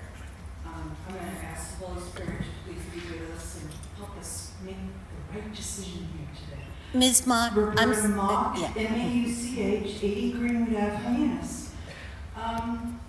Okay, I don't know. I know we only have 3 minutes, but I'm going to try to fit this all in. I remember the big blackout. I'm 72. I remember the blackout in New England.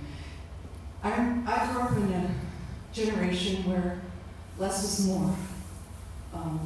We conserved energy. We're living in a world right now where terrorism is present, much more than when I was a kid. My thought is probably not very popular in here. I've always been against the wind farm. I'm a member of Mass Audubon. I've been reading California Audubon when they discovered that tens of thousands of migratory wildlife was getting decimated in California. They shut down California Audubon. They shut down the wind farm. Why? Because the technology wasn't there. I feel that the wind farm has not worked out the kinks. It's too expensive. It needs to, now we've got this technology where they're using floating wind farms. I think we're putting the cart before the horse here. Maybe it will come a day where wind is a viable source of energy that can replace what we have now. But I really feel we need to have a pause and not pour money down the drain until we really make good decisions together. Good ideas do come from us doing what we've done here. I want to thank you, Donna Starkey, and your EFSB for coming to Cape Cod, because you realize how important it is to hear the voices of our community. What I've been reading about the high voltage electromagnetic EMF is how dangerous it is and how sharks attack the cable because it drives them crazy. I've been reading about how crayfish and shellfish are getting deformity. When I drive home from work from Monsterville to Hyannis in the summertime, the children are jumping off the bridge at the Centerville River. This is my particular area of concern because when I go to work, I've seen bald eagles at that twice in 1 week at that very spot, at that bridge, at that 2002 bridge at Centerville River at Craigville Beach. My concern is that any of the energy cables are being run in places that are not safe to our families, our children, our communities, our way of living. I just think we need to take a serious pause before we pour any more money and really, really look to see, does this wind farm create consequences that we're going to regret? Seriously regret? I think that we really need to put a very big pause on this. I don't know what else to say. I just thank you for listening because it's that important. Thank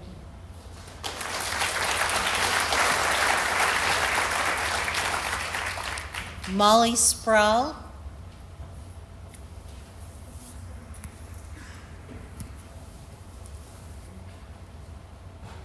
My name is Molly with a Y, Sproul, S-P-R-O-U-L, and I reside at 548 Main Street in Centerville, where my husband and I have been with our family since 1989.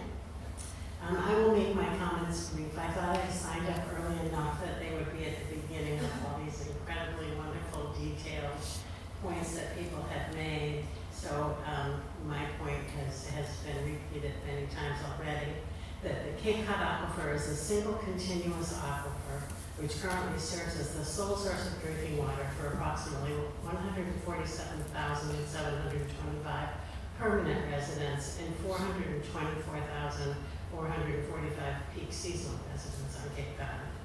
We've all been on a journey of learning since the details of this project have unfolded before us, and I'm very proud of the examples of what people have learned and how we have dug deeply into understanding what is being put before us. We've been constantly assured that a potential disaster is highly unlikely. Yet we also know that the plan for expansion includes proposed projects that are the first of their kind in our country. And someone at the break said to me, why us? Why are we the guinea pigs in our fragile environment? It is terrifying to consider the risk of oil stored in the proposed substation entering our groundwater and aquifer. If ever there were a fire at any degree, the chemicals required to extinguish that fire are another example of potential devastation. It is inappropriate to approve a location that sits above our single aquifer. We have worked tirelessly on Cape Cod as a full Cape community to protect all 6 lenses of this single aquifer and ask that you deny any expansion that includes measures required to add wind farm construction. I suggest this expansion is not consistent with public interest, nor does it serve public convenience. Thank you.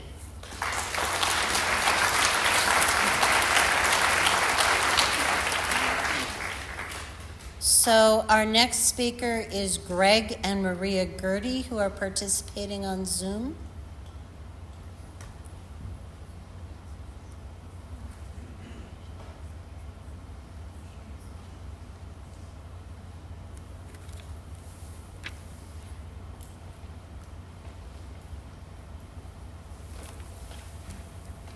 Greg Gertie is in the panel. He has his hand raised. No. Could you ask him to unmute? Mr. Gertie, could you unmute? Yeah, yeah. I didn't realize you had to talk first. Greg Gertie, Gerdy, speaking on behalf of myself and my wife. We live at Nutmeg Lane in Fosterville. I have 3 things to bring up. First is, today the Boston Globe article mentioned the Saint-Nazaire offshore wind farm in France. We researched this and found that this is France's very first offshore wind farm. The onshore cable landing was made on Florence Beach in Saint-Nazaire. The town of Saint-Nazaire is well known for its shipbuilding industry. This means that this is an industrial area and is suitable for an industrial offshore wind project.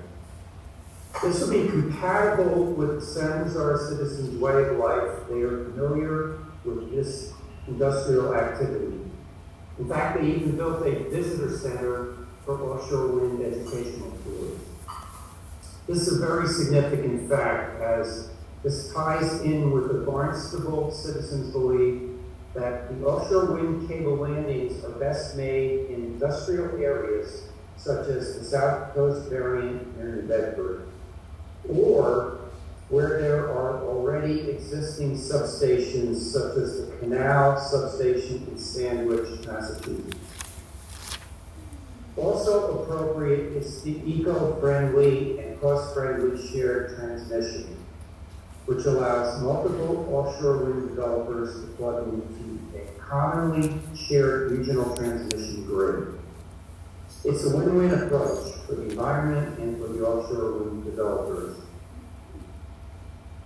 Second item, please pause permitting until at least there is a real Park City wind project, meaning a project that has a contract and has money to fund the project. Also, the 2024 rebidding results are not out yet. So there's every reason to pause permitting until we will all know the winners of the 2024 rebidding event. Third item, a question for the EFSB. Why is the permitting being done piecemeal? for the Park City Wind and Commonwealth Wind projects. The offshore wind developer will reportedly do both projects together to make them financially feasible. Thank you. Thank you, Mr. Gertie.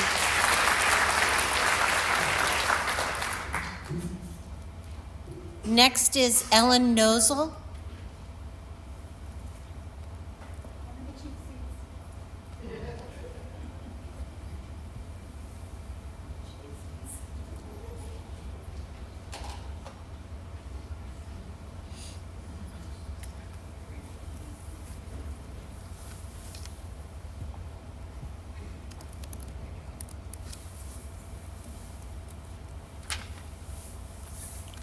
Good evening, my name is Ellen Nozel, that's N-O-S-A-L. I live at 73 White Oak Trail in Centerville. Welcome to our siting board is welcome to our home, precious Cape Cod. Those of us who are privileged to live here know that it comes with a responsibility to protect. The citizens of Barnstable are here tonight to be heard. We want to be sure to know that our concerns will be of primary importance in the EFSB's consideration of Eversource's proposals for modifications to the West Barnstable substation to accommodate the proposed Park City Wind project. Please note that tonight's hearing for Eversource's project is premature and hopefully moot as it precedes the siting board's potential permitting of PCW. You are considering an accommodation for Eversource based on an offshore wind proposed project that, at this moment, is no longer in discussion with the town of Barnstable, is without a power purchase agreement from Connecticut, without a waiver of Article 97 of the Commonwealth Constitution, and without a permit from the siting board. Tonight, we're discussing broad allowances for a hypothetical project. A letter to the EFSB from Eversource's attorneys, dated February 28, 2023, states that, quote, Eversource anticipates the siting board will make favorable findings on this issue, and to the extent that the siting board determines that the PCW project is likely to be available to contribute to the regional energy supply, those findings would likely establish that the project changes described herein are needed, end quote. Eversource is telling you what's likely, not what's certain, and there are a great many uncertainties here. For the record, the people of Barnstable have adamantly opposed the Park City Wind project since its inception. We have asked that offshore wind projects be directed to land in industrialized areas, not for us to industrialize our town to accommodate them. In the siting board's deliberation, and after hearing from citizens tonight, you must determine that Eversource's project does not meet the three requirements of Massachusetts general law. It will not have a minimum impact on the environment, is not consistent with the public interest, and is not reasonably necessary for the convenience or welfare of the public. I appreciate you listening to the citizens of Barnstable and Cape Cod tonight. Thank you.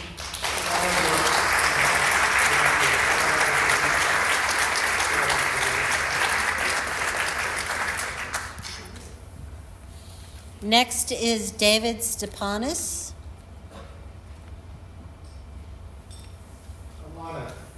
David Stepanis, S-T-E-P-A-N-I-S, 30 Judith E. Lane in Centerville. And I just want to start off tonight. You know, I, as a resident here, I want to apologize to everybody out here. We haven't been paying attention. I look around and I see how many people now are attending. You know, we've been tied up with COVID, we've been tied up with lockdowns, no one attends town council meetings, no one attends public comment hearings. We finally are awakening to the problems that we face here. Whether it's with Eversource and building a substation or increasing the capacity of a line. I just want to say, people are really starting to pay attention now, and I think it's a great thing, and I think it's great that everybody came out with it. The first thing I see with the phase 1 project, I'm not sure of what the purpose of it was. Was it to increase the reliability of the grid overall in the Cape? Was it to bring more power to the Cape? Or was it just to get the offshore power stations tied into the grid? And, I'm sure it's costing multiple millions of dollars to follow through this phase 1 project. Is that a common practice for EverSource to do such a thing without a locked-in contract from these wind stations? I mean, we're spending a tremendous amount of money doing this. What are we getting in return? If these projects don't work out, is this all for naught? We're spending millions of dollars for nothing?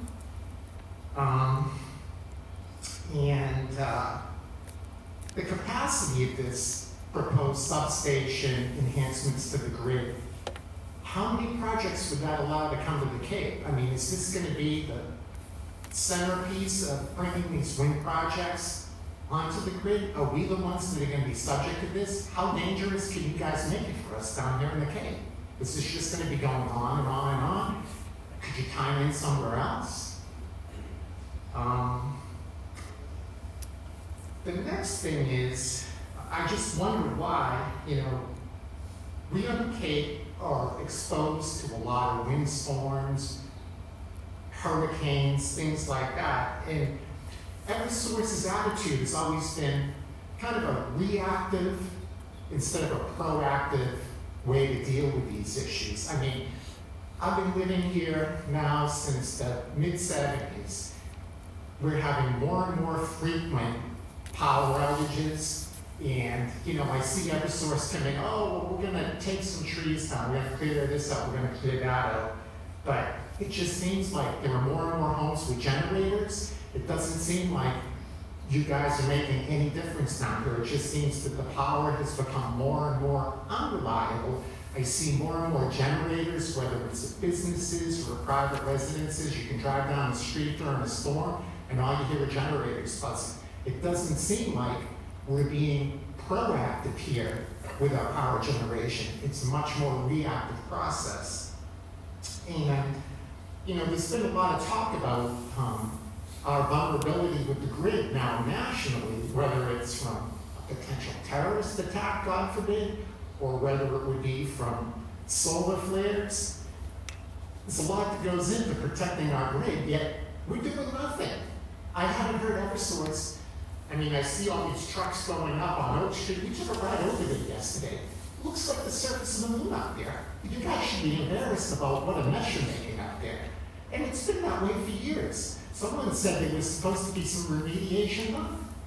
It's a mess. I mean, I wouldn't even drive my car over there. I pulled it off to the side of the road. I told my wife, I'm probably get a flat tire on it. It's just a mess. There's dirt out in the street, rocks. So at the end of the day, in my estimation, EverSource's politically and profit-driven agenda is not in the Cape residents' or ratepayers' best interest. I look up there tonight at you guys. Thank you for coming down. How would you like to live underneath some power lines? How would you like to go home tonight and tell your kids, you know what? We're talking about putting a substation next door. It could potentially impact our water.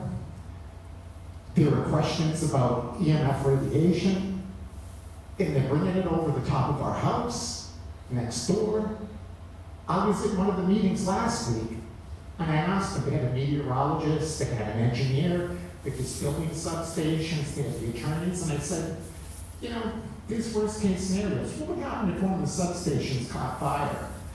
There was a strong north wind over, by Woquacket Lake, pushing all the toxic fumes over towards the water. Is that a feasible situation? The fire department's told to let it burn out. We're the ones that gotta suffer. So I hope you guys will take that into consideration when you go home tonight and say, you know what? these people in the Cape, they're getting a little more with it, understand it, and with a big turnout like this, I hope we can make a difference.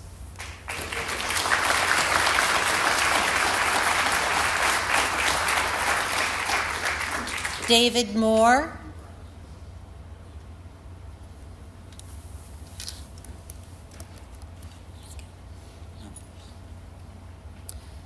Lawrence Brown.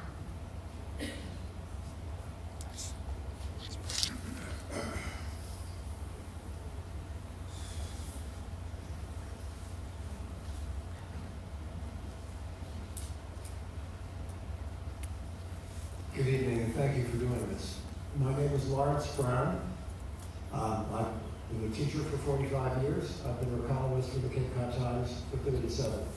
And I remember when the first wind project was proposed years ago, and there was a lot of pushback from people who simply didn't want to look at it. They didn't want it out there.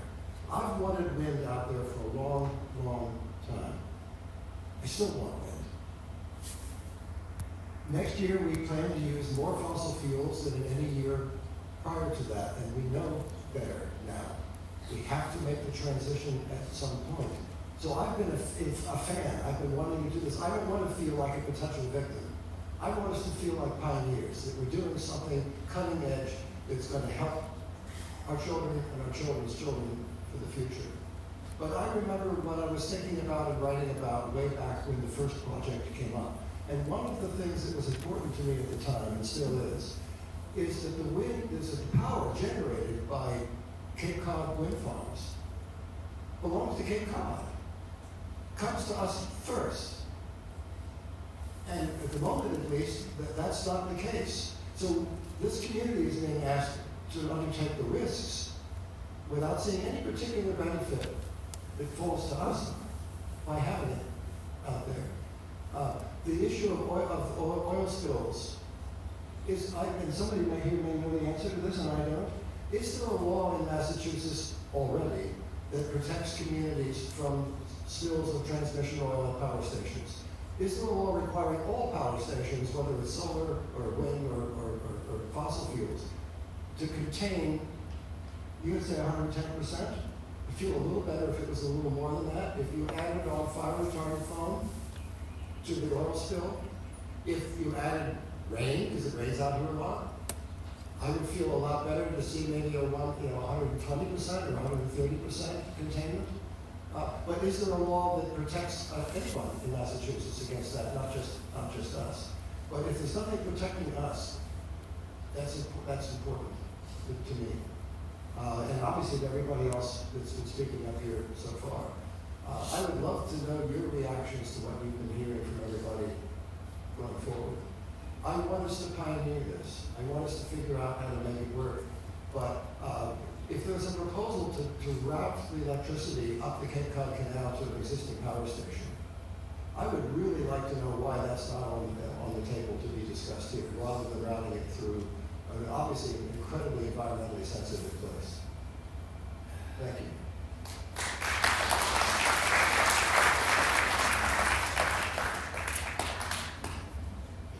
Ed Kirk is participating on Zoom.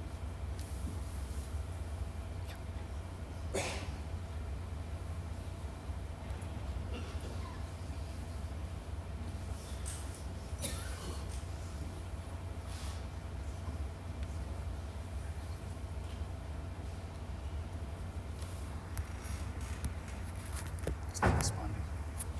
He's not responding. Mr. Kirk, can you unmute yourself if you're on Zoom? He didn't want to speak. Declined. So we are moving on to Michael Doherty.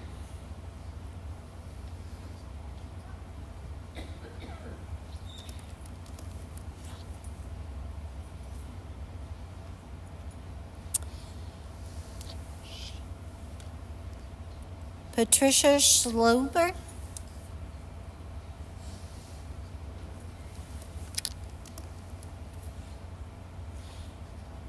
William Cutliff.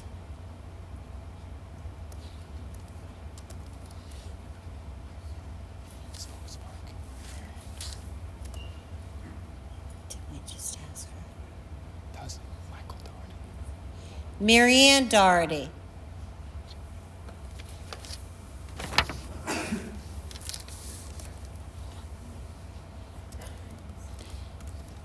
Andrew D. Andrew D.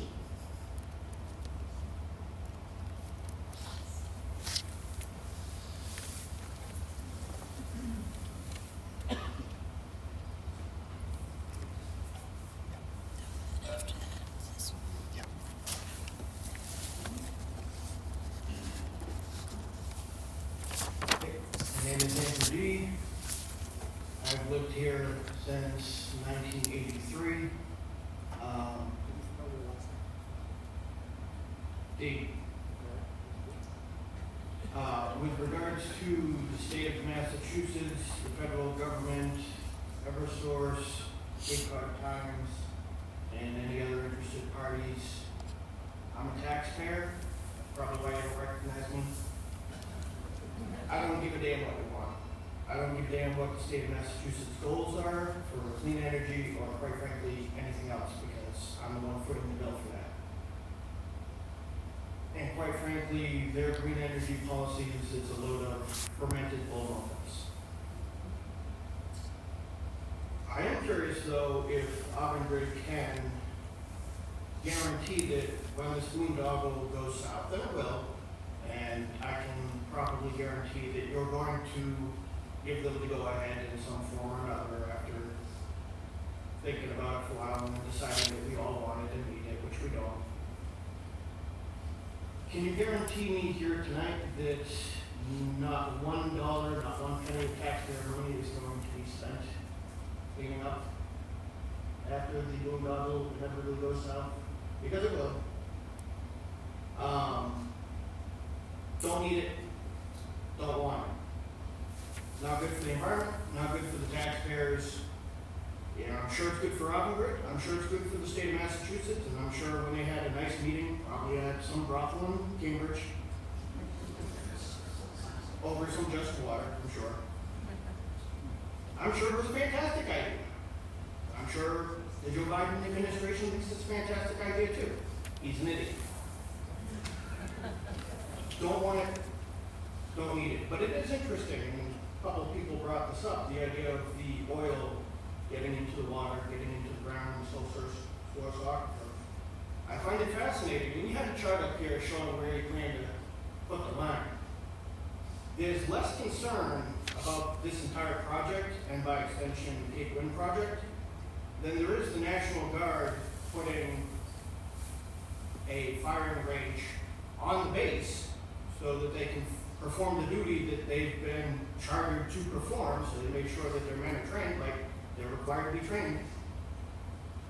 You have more issue with guys standing out in the field, holding a rifle, shooting at the target that won't move, than you do bulldozing all this crap and building this and doubling the oil capacity on that, fires, wind, hurricanes, alien invasions, whatever, what have you. Don't need it, don't want it, don't want the bill for it. Think you've heard for yourself? People don't want it, they don't need it, they don't want anything to do with it. If Avangrid has tied themselves to the state of Massachusetts and their green policies, then I'm sorry for Avangrid. By the way, I can't think of one time in the last, actually I can't think of any time that my electric bill has gone down, especially in the winter. We're paying about $800 a month just to keep from freezing my ass off. And if you do get your way, I don't expect that bill is going to go down. But if you'd like to quote me here tonight by exactly how many dollars my bill will go down, I'll be more than happy to show up with a higher bill when that comes around. And you can explain to me why my ass went. Don't need it, don't want it. You all have a good night. I've been up since 5 a.m. I'm going to go to sleep so I can get up early next morning to pay for more bureaucracy. You all have fun now.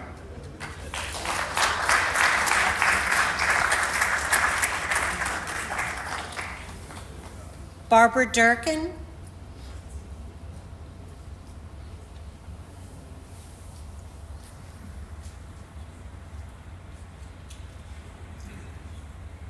Barbara Durkin, DUI. 13 County Road, North Falmouth, Mass. And I'm here to speak about viability, tech viability, don't have it, in terms of offshore wind. Cables are failing. GQ Insurance came out and said that it's 85% of their insurance claims now are cable failure, as we have experienced with deep water wind. Deep water wind cables were ordered by regulators to be redesigned and reinstalled. It's very difficult to ascertain whether or not, because there's no comment from Ørsted in terms of what's been done. So there's 5 wind turbines, 350 million, 117 million in cables, and the last I read, ratepayers on the hook for $30 million for the failed cable that they paid for initially. In terms of Ørsted, just one example, they have had 11 cable failures in different projects. The average cost for an export cable repair is between 30 and 60 million, 30 and 60 million dollars. The fact that these turbines are not connected when the cables fail by faults means we're not generating any electricity. It takes vessels to go out to these locations to fix the cables, which have to be picked up from the sea floor, brought above the water, and repaired. So this is a long-term downtime that you're looking at in the future. I offer for your consideration that Cape Wind, which died in 2017 because there was no extension offered for their cable landing permit. That same year, UK Supreme Court ruled that Cape Wind's foundations failed. So we dodged a bullet with Cape Wind.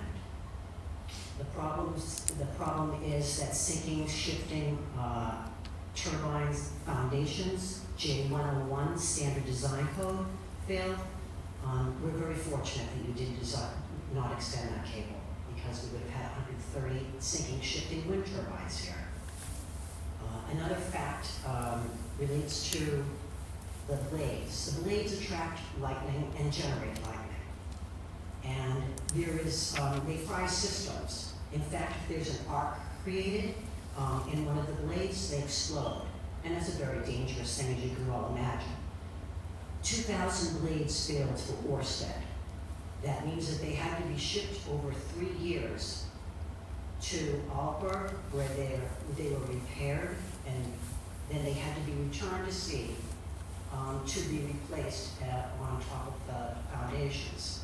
So you can imagine how expensive that is, and you can imagine how expensive the cable failure issue is. Also a problem for the insurance industry, losing money. And they are threatening cost sharing, and that means it's going to come down to us. So here we are with cables that have failed, we get money for the cables, taxpayers, now the ratepayers get hit. But there is a mechanism, a policy overarching, and what the policy does, interestingly to me, is that it anticipates and addresses tech failure. It's called constraint curtailment payments, and they kick in if the wind is not blowing enough, or the wind blows too much, or the cables fail. What in essence happens is that the cables failing, or the wind not blowing, allow the wind developers to be paid more by ratepayers than if they were operational. And then these are called constraint curtailment payments that I don't think most people understand. And I'm kind of new to that, but it's amazing. It's happened in Scotland. You can see it live if you look online. I have provided cable comments to the EFSB, and I will further provide comments to provide evidence to my statements tonight for your consideration. I appreciate your time and your being here, and thank you very much.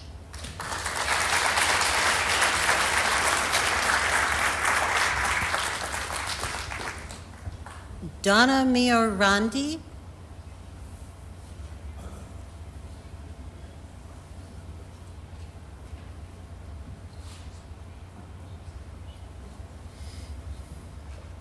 Ryan Smith.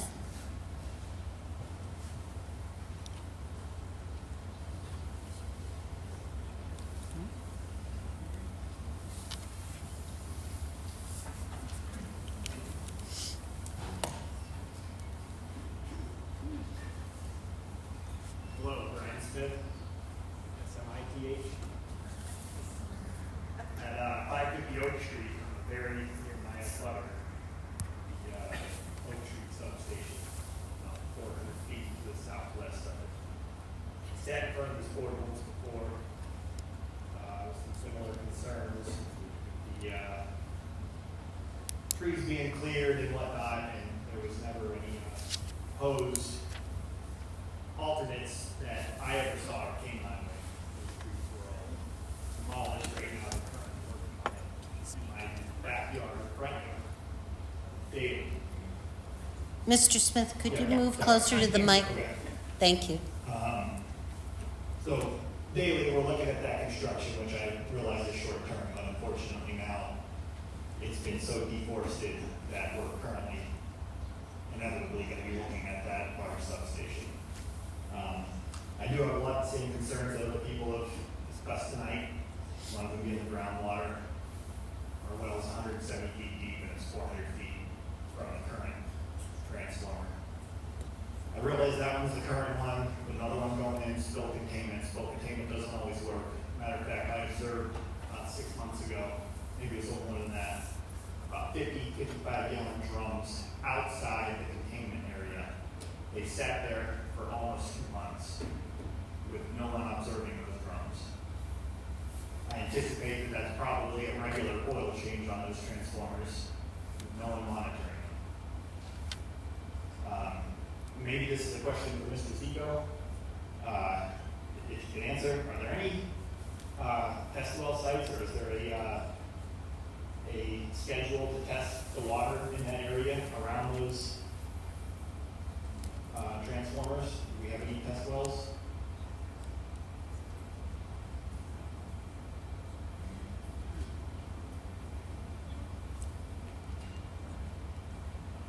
Mr. Zico, you can respond if you're able to. Thank you. Yes, I'm not aware of any test wells on the wells in that area.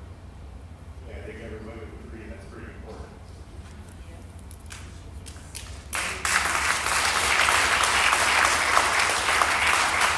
So I would, I guess, propose that you guys come up with some sort of well monitor plan, with some monitors around that station, regardless of how this project moves forward.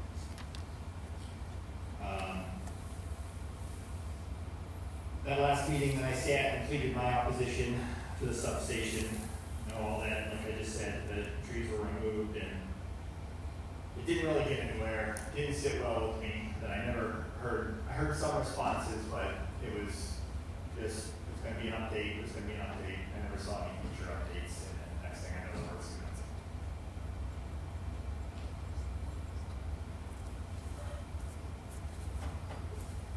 Those drums obviously being an issue. Some other people spoke on electromagnetic radiation. I don't know a lot about that. Being 400 feet, I assume going up to 45,000 volts. There's going to be some issues, which we've already had, even from, we were one of the ones that were directly getting shocked by some of the water pipes in our house. That has been rectified by NSTAR at the current 115,000 volts. When we start pumping 345, I imagine we're going to see some new problems. One of the other questions I do have, maybe Mr. Zico could answer, is the black fence that's depicted on one of the drawings encompasses the entire NSTAR property, and that comes to about 30 feet within my house. And on this paperwork, that is listed as a proposed workspace. I realize you probably can't guarantee me that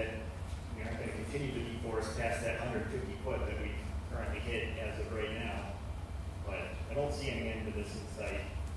It's kind of getting old. When I moved there in 2012, that residence, there was no large substation directly abutting my property. It was further to the north, right up near Oak Street. This expanded once, then we did it again here in 2022 with routing in the new cables, and now we're adding more and more. At some point, I feel this needs to stop. It's kind of madness. You know, there's talk of it going on the north side of Oak Street now. I've heard numbers ranging from 10 to 20 acres being cleared over there. It's probably being inflated by talk, I get it. But nonetheless, we're continuing to deforest that area. And this is all going against we the people. We the people.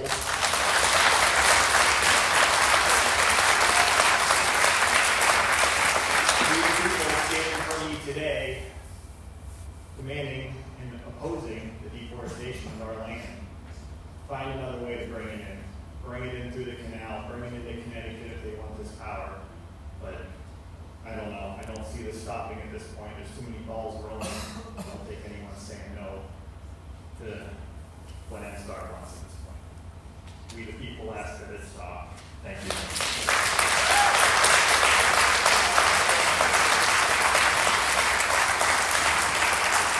Is it clear? Is there a Tad Rice?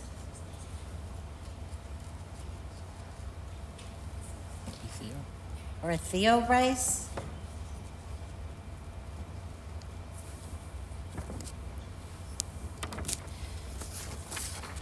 Cynthia Cole?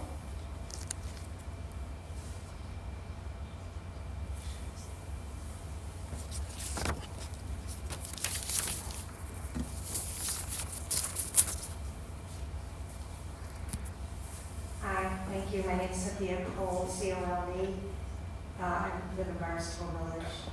I just had questions, actually, no comments. I'm just a bit confused as to why the cable was built prior to all the permitting taking place. My second question is, why is this expansion still being proposed if supposedly these two wind projects are not viable at this point? And my third question is, I'd really like to know, and if you can answer me today, why the canal plant, electric plant can't be used for all of this. I don't understand. If there's already an infrastructure that's really quite industrial that exists, why can't it be used now? Is there any way of answering that question?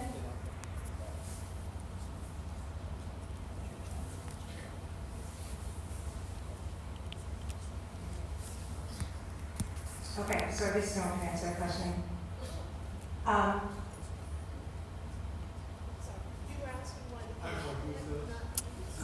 Correct. I think a lot of people would like, maybe I'm wrong, but I think a lot of people would like to know the answer to that. And maybe there's a perfectly good reason, I just would like to know what it is. And before I'm going to sit down, I just want to say one more thing. No one ever talks about conservation, and I think that's too bad. It's on us as well.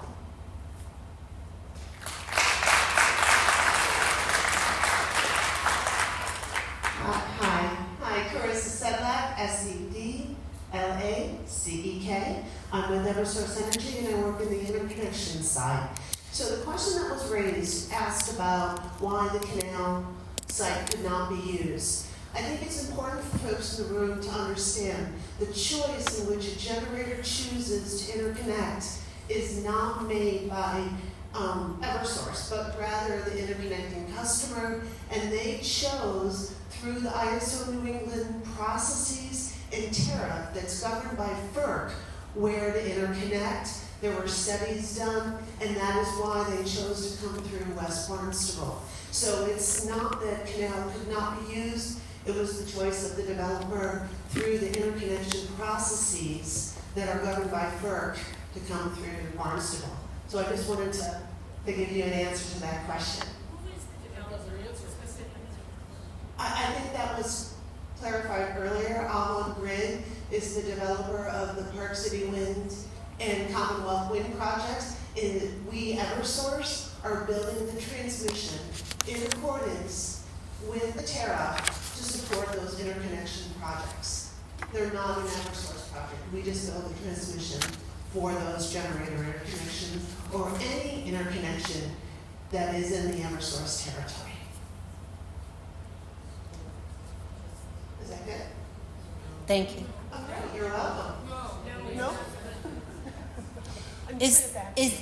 Are there any other members of the public who weren't able to sign up who would like to speak tonight? Please come down to the podium.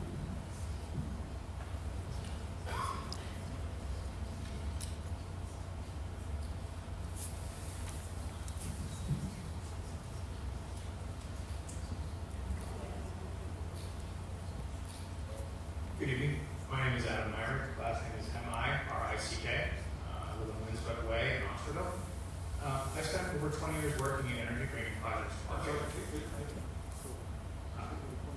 I spent over 20 years working in energy bringing projects to market, onshore renewables, also onshore fossils.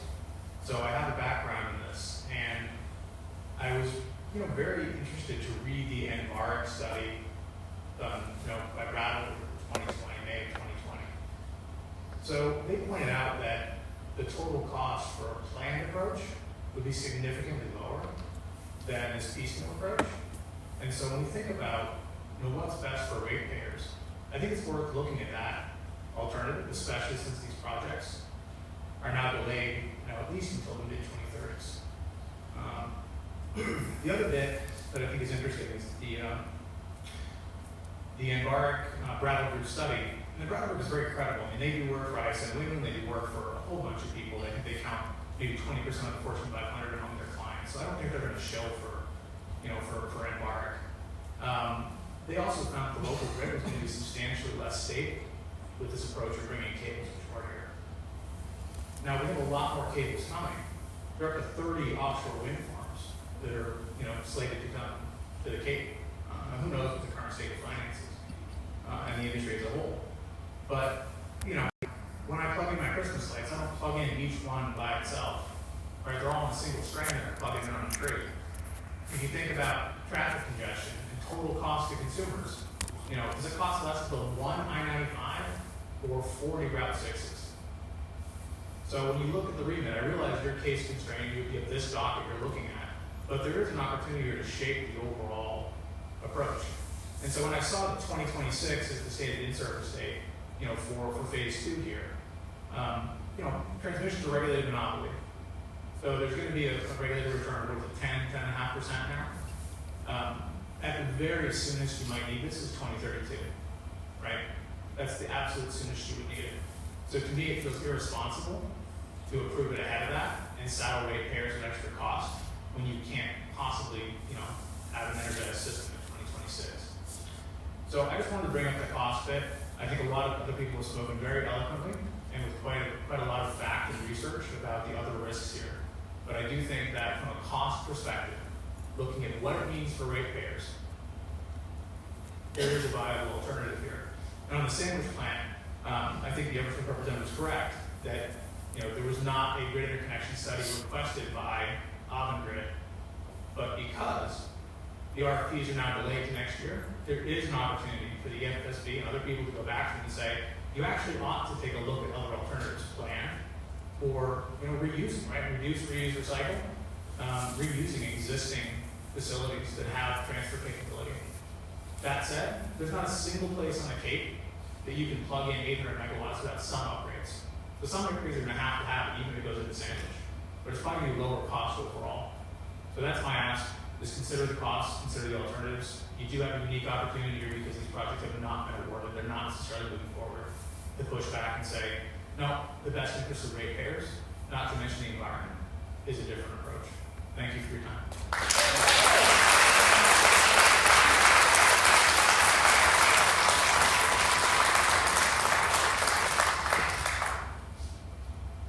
Good evening, William Beal, boy with the L, 408 Shoot Flying Hill Road. I started out as a respiratory therapist and moved into the design and development of equipment, home respiratory equipment, specifically, in this case, apnea monitors. These are used for children that have sudden or suspected of having sudden death in disease. And it monitors their heart rate.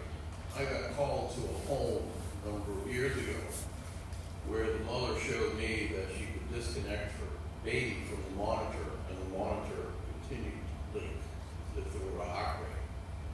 Well, this resulted in everybody from the federal government with a 2 or 3 initial name after, or initial department after their name. And it all came down to the fact that it was magnetic interference from high power lines. So when I first heard that the sewer lines and electric lines were going to go past the front of my house, I was immediately concerned. More so than others perhaps, because I'm in one of 4 houses that is actually below grade level. If I look out my second floor window, I'm on an even plane with the street. We're also less than 100 feet from the street. I started trying to find out what sort of cable was being used and what sort of emissions there were. Nobody would answer the question. And that was back in the early days. Now we're talking about more power, more cable. Nobody's answering what sort of insulation, what sort of radiation is going to be permitting those 4 houses. The town beach, which also falls into that category. Now, we've had people talk about having voltage and shocks. Maybe we're going to be. Maybe if one of us needs a pacemaker, we won't be able to live there. None of this has been demonstrated. There's been no investigation into what problems this is going to bring to our town. Thank you.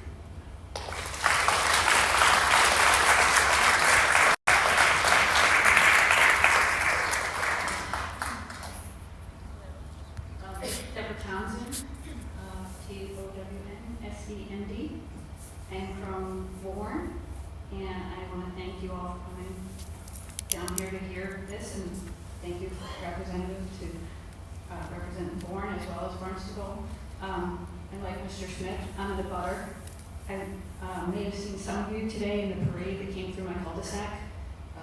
Some cars came through, some buses unloaded, lots of people in vests, some waving, some pointing, and I was, working from home, fortunate, but I was in a call and I couldn't come out and greet you. I would have had you see some of the impact that actually happens behind the houses, out of sight from the cul-de-sac.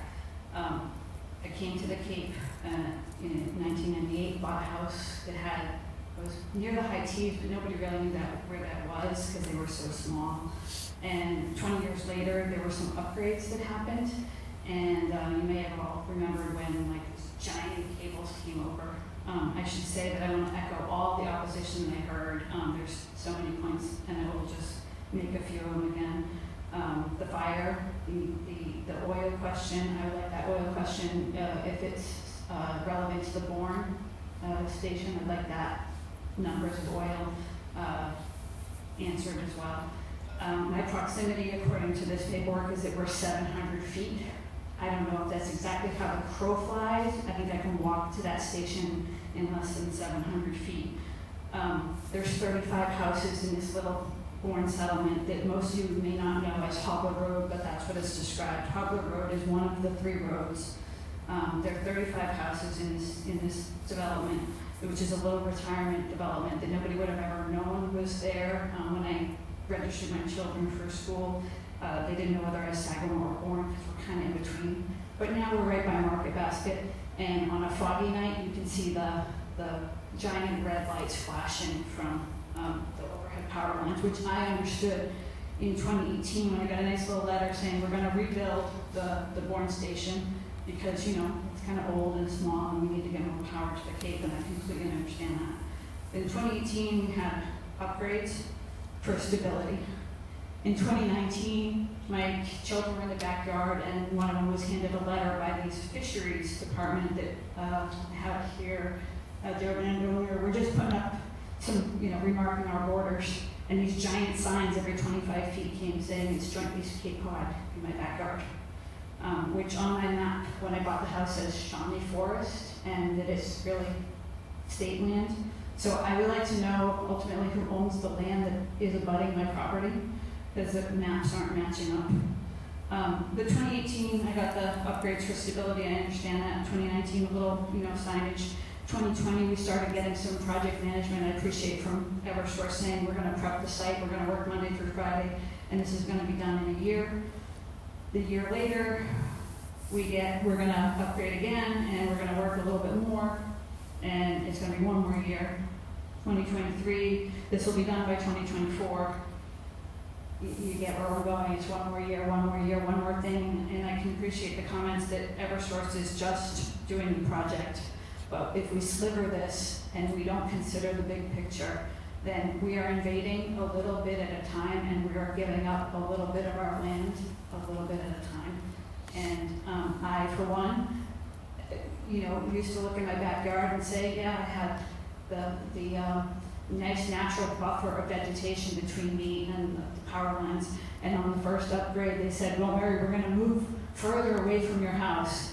And so I would like a question answered about the footprint that's depicted in the Bourne station. If now the substation that was replaced, the old station was supposed to be torn down. Now it's going to be upgraded to 3X. Is that going to stay in the footprint? Or is that going to continue to creep over into the setbacks of somebody's property who abuts my land? I appreciate everyone's time here. Thank you.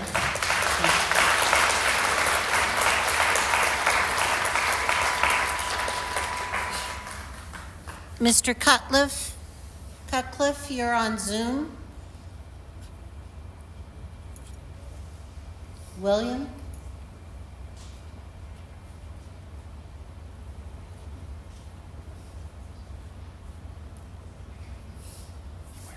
He might say no.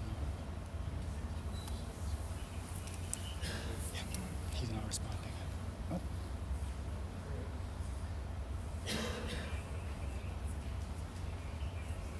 He's there, but not here. Can you hear him? He's there. Oh, he declined. He declined. Okay, is there anyone else present or on Zoom who would like to offer a comment?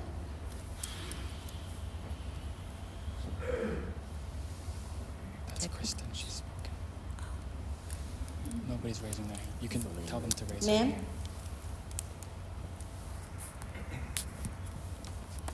I'm still Kristen Terkelson, Kristin, Terkelsen.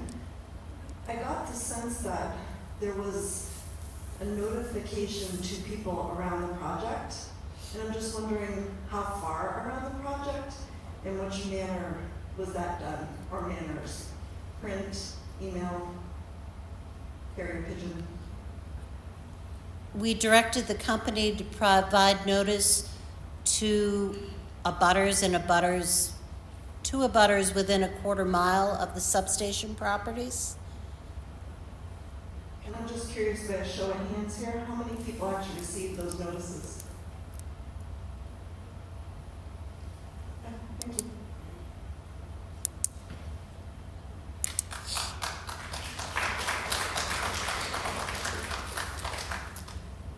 Maybe ask them to raise their hand in Zoom if they want. If there's anybody else on Zoom who would like to participate, could they raise their hand on Zoom? He's spoken. Do you want to let him in again? Greg Gertie. Mr. Gertie? He's spoken already. Mr. Gertie, do you have an additional comment you'd like to make?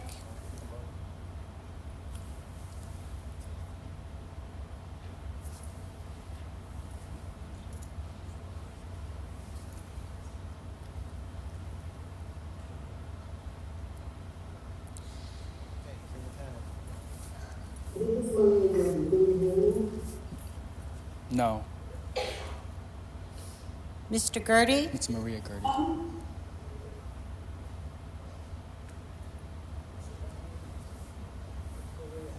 It's Maria Gertie. We're having trouble hearing you.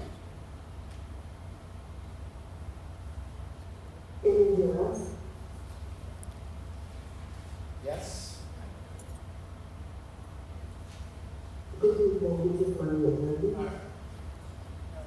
It, I'm sorry, it's not intelligible, Ms. Gertie.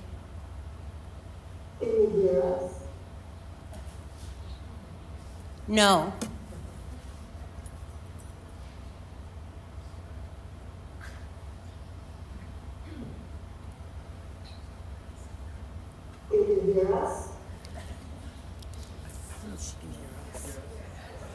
Yes, it sounds like their mouth is too close to the microphone. Yes. Yes. Yes, now we can. We just wanted to know why this EFSB meeting was announced so close to the major Thanksgiving holiday, and why the public comment hearing is being scheduled so close to a major holiday. And we wondered whether you were really interested in getting a lot of comments as opposed to simply doing this as a PR stunt. Thank you.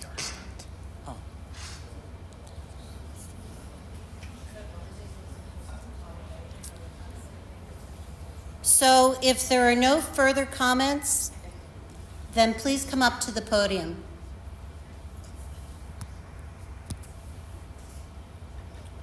Good evening, Peter Hansen again, HANSDN. Thanks again for listening. I think we have some great speakers tonight. I've learned a lot. I'm blown away by what's going on as far as the gentleman on Oak Street that's got that, power station right there.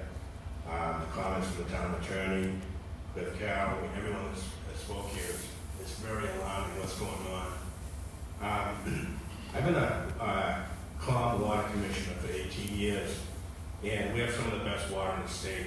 I have clients that come down or come from California. They can't believe, one, the rates here for the water, and two, how great the water is. Ask anyone from Florida that comes here how their water is. I'm one of 3 water commissioners. Part of our job is to protect the wells in the district. We also buy land around the wells so that we don't get any seepage or anything that affects the main wells. We test them on a regular basis. The PFAS, which is an issue now with the fire department, with a foam, that actually tested 20 parts per trillion. And again, people come here from all over for the water. The idea of locating these substations on top of a wellhead protection system, or protection areas, this is totally insane. I've said that from day one. This is absolutely crazy what you people want to do.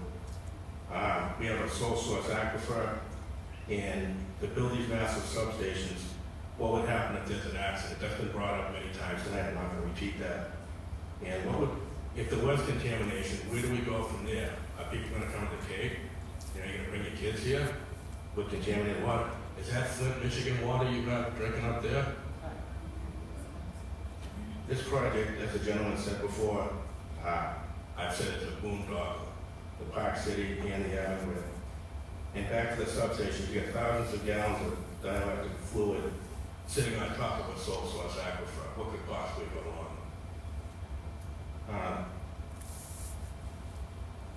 I'd just like to thank everyone again for their comments. And I hope that all of you are listening tonight, for the people very concerned. We're local, we're not from out of town. We live here, we pay taxes, and this is scary what's going on. And again, if there's an accident, you can't even imagine that. No one wants to talk about that because it's unimaginable. And lastly, could you put up the slide that shows the playgrounds around the substations? I didn't see that. Thank you.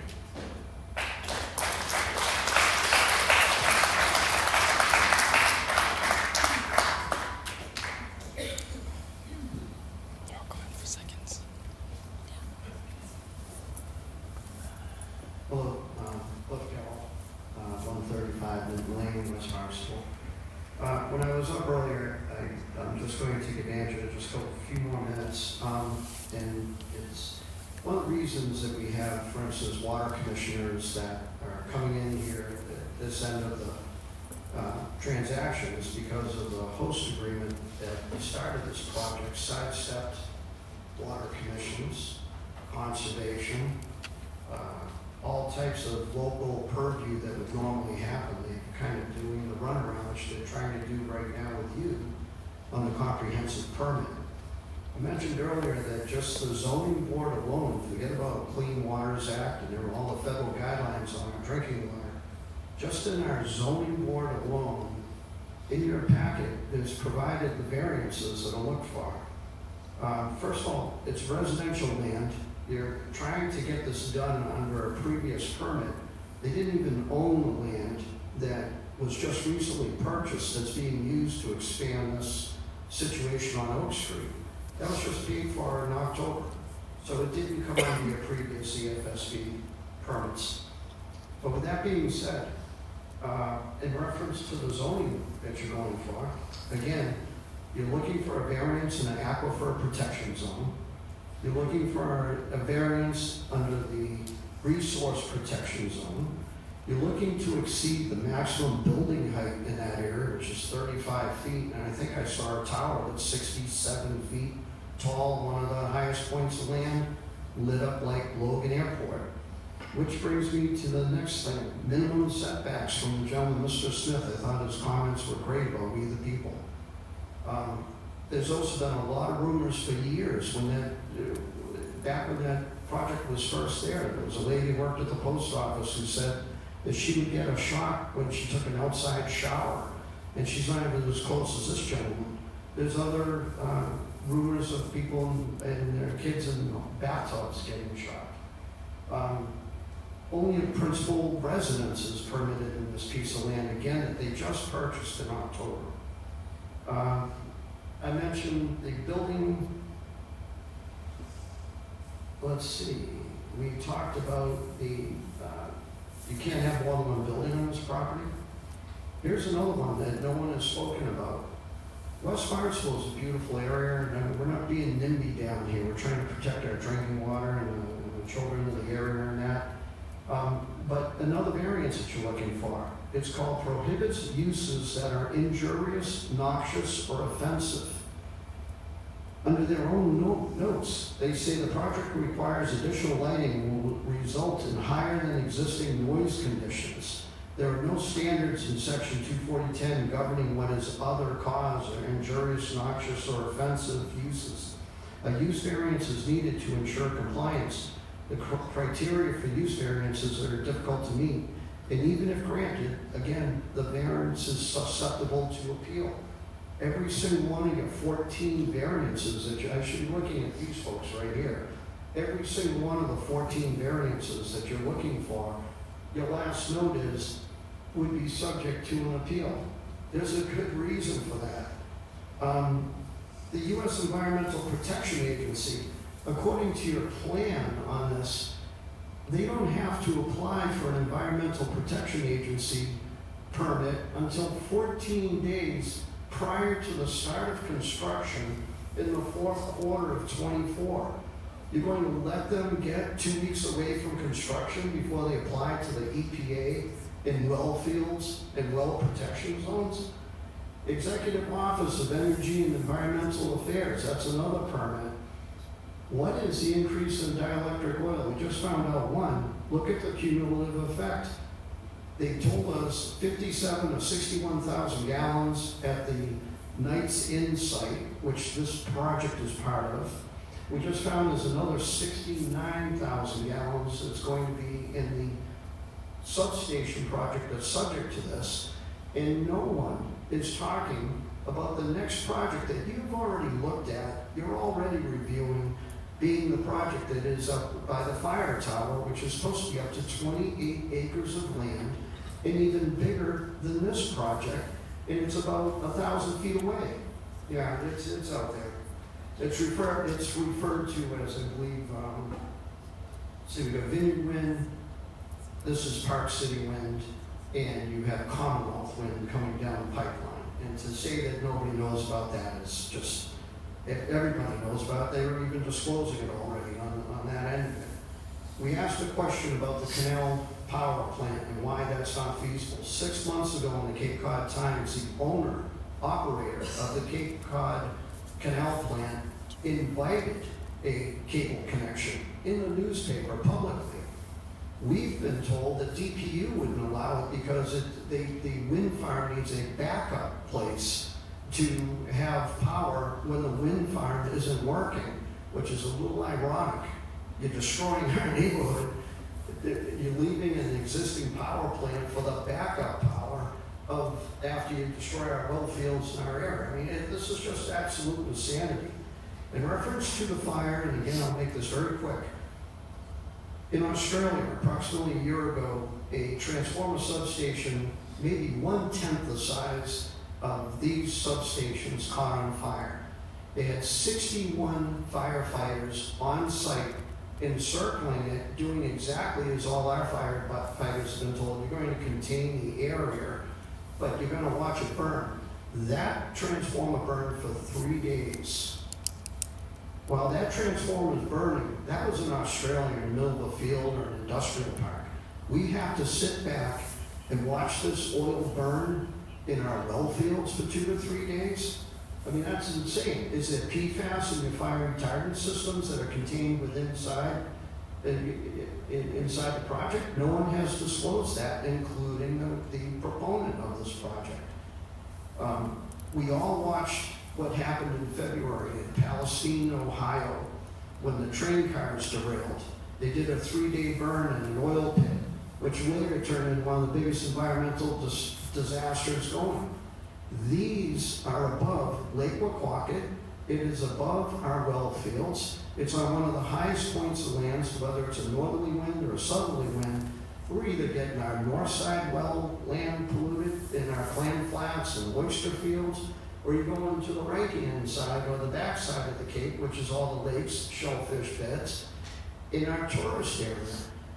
One last thing, and the gentleman kind of touched on it with the respiratory, the doctor who was excellent. Electromagnetic fields can also affect, my dad had a pacemaker, and the first thing they warned you about is don't use an electric hedge term, don't use a microwave. These electromagnetic fields feasibly could stop people's pacemakers. Are we going to put a sign up on our beaches saying, welcome to Cape Cod, but please be careful, don't walk within a quarter mile of the cable that's putting more power out than the nuclear power plant because you may die? There are so many things that have been ignored in this process, it's incredible. But the oil spill fatality chart that the federal government requires should in turn be required by the state. We're in new territory. This is the highest voltage you've ever dealt with on transformers. We need to do that, and no one has ever done this in well fields before, other than the first one that hasn't even been energized yet, which is in an industrial park and up the street from the 3 well fields that got closed for almost 7 years for 8 gallons of potato chip cleaning fluid. This is just absolutely insane. So thank you very much.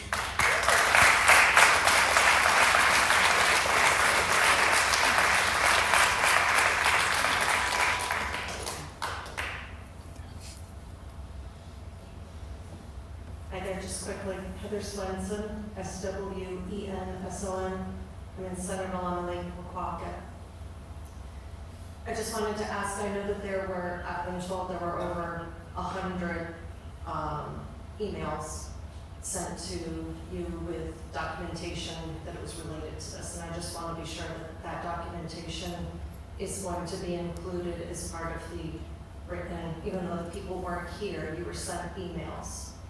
Are those emails part of this? If emails were sent to us for the EFSB 1906A dockets, they are docketed in the public file room for this case.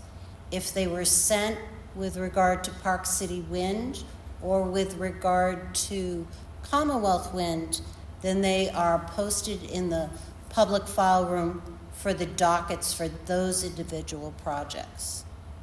Okay, and the time to submit those has closed, so that if somebody submitted it to the wrong time, or is that where we still have till? You still have till November 28th to submit written remarks for this docket. Okay, very good. And I just want to make a comment. I want to say thank you to, there are a couple of our Barnstable Town Council members here, future to be instated soon. Shame on Barnstable Town Council members that are not here. Shame on Kip Diggs, our representative who is not here. And shame on our Senator Julian Sear who is not here.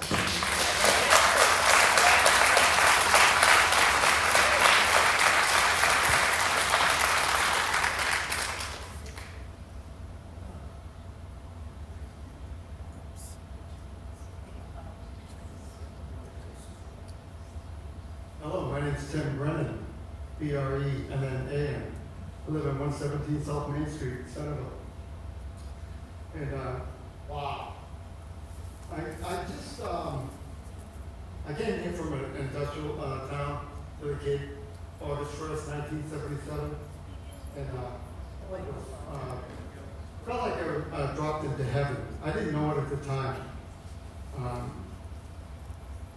I'd like to ask any one of these folks if you live within 700 feet of the power lines, or would you build a house or live under those power lines? I've been in the building industry for 40 years. I've seen the results of some of folks that live under the power lines and the science that goes with it. I bet every single one of you folks would probably not build a house there or live under the power lines. With regards to the oil and the water aquifer, the people in here have expressed themselves so incredible. I haven't had anybody come up and support what you folks are trying to do. Nantucket Sound is like my favorite playground, and when we boarded the Cape Wind project, it seems like you're coming down, doubling down on us now, bringing on all these other projects. The first one going through Cobbles Beach, the next one, Craigville Beach, where I taught my daughter how to swim, and I walk with my dogs every day. I don't think I want to walk over those transmission lines if they're ever going to be there. I think I want to leave this beautiful Cape Cod if you keep going this road.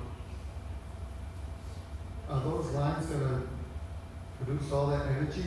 I've had a lot of power cords burn up on a job site here and there. I've fallen, gotten some shocks. I'm shocked, more shocked than I've ever been in my adult life. Yeah, kind of funny, but not funny. Yeah. I mean, I'm so nervous to think that all this is for naught. Is it just going to happen? All these people that have talked and spent time doing the science and what Cliff talked about, and Tuttle and Steve. Wow. I'm just in awe. Over the last couple of meetings that I've been to, I've learned more about these projects than I did before. Even when I was fighting the Cape Wind because of the NIMBA thing, where I like to be out in my boat and I didn't want to see all the lights and the fans, and I didn't know the science. We're learning more about science now than we ever did. It's incredible. I just hope it's not for naught. Really, would you build a house there? Would you live under there? Would you think about the people that are going to be affected? Incredible. Yeah. Look at each other. And the questions that they asked, and I was sitting back there and I watched how you looked at each other, looked for the answers. You don't have the freaking answers. You gotta look them up in a book. Wow, I never really did my homework growing up, but I learned a lot of life lessons. My experiences in life have taught me to trust my gut. My gut doesn't feel good right now. Thank you for.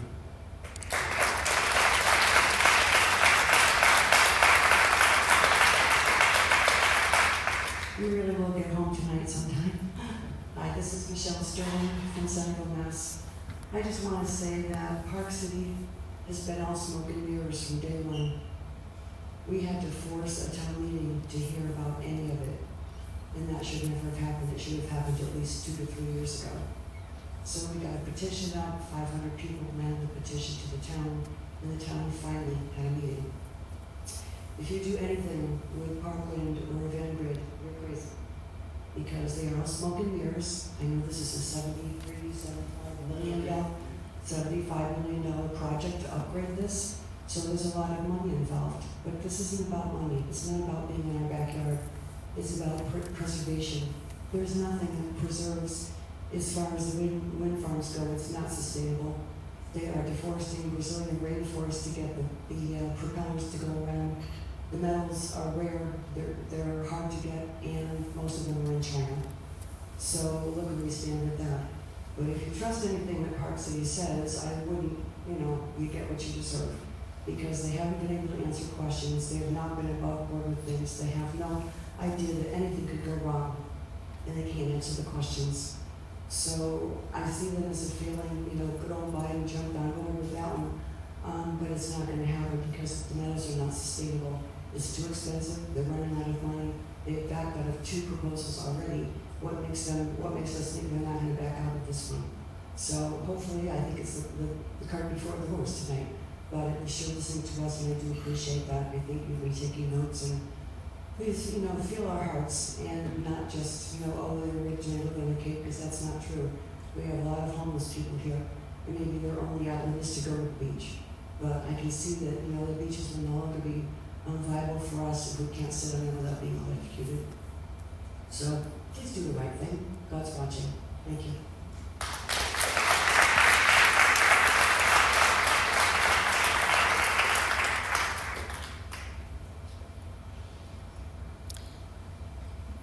So is there anyone else who would like to speak before we close tonight?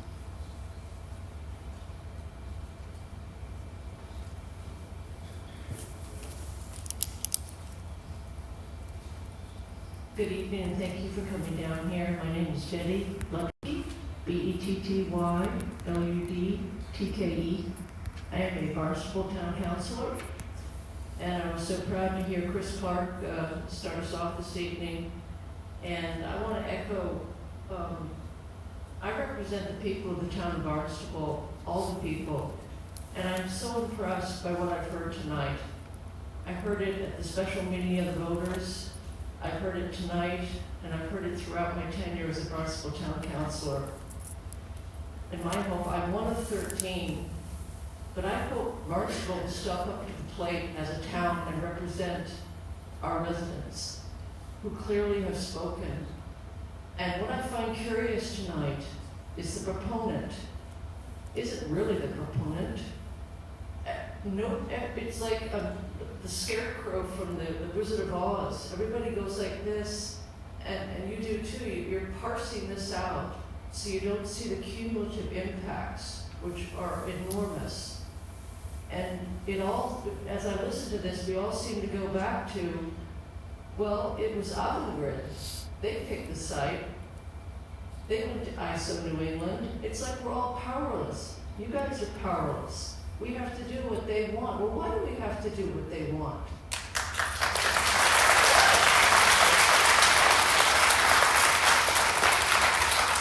Why is the developer calling the shots? I heard in your presentation you want to be carbon neutral by 2030. I'd like you to stand up here at the microphone and tell me your plan, because it seems like you're just in reactive mode. So Avangrid said this, so yeah, we're going to do that. But let's hear your plan. How are you gonna be carbon neutral by 2030? All these plans, we always hear this, by 2030 we're doing things. But yet the people who are taking all the risk are my people, the people I represent as a town of Barnstable town councilor. And we have to stand up for that. The town of Barnstable has to have a voice. The position of the town of Barnstable seems to be nothing we can do. Nobody can do anything. You guys can't do anything. You can't do anything except parse these out so we don't see the totality. The only entity that can do anything is the developer Avangrid. This is just unbelievable that they, tonight, as I listen to everyone, they are in complete control.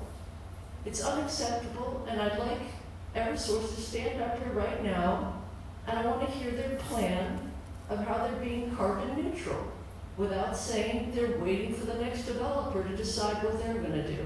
Thank you.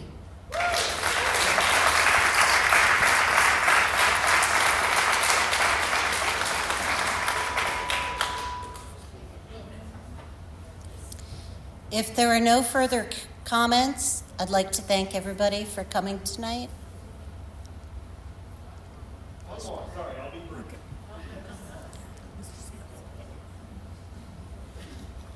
Mr. Smith.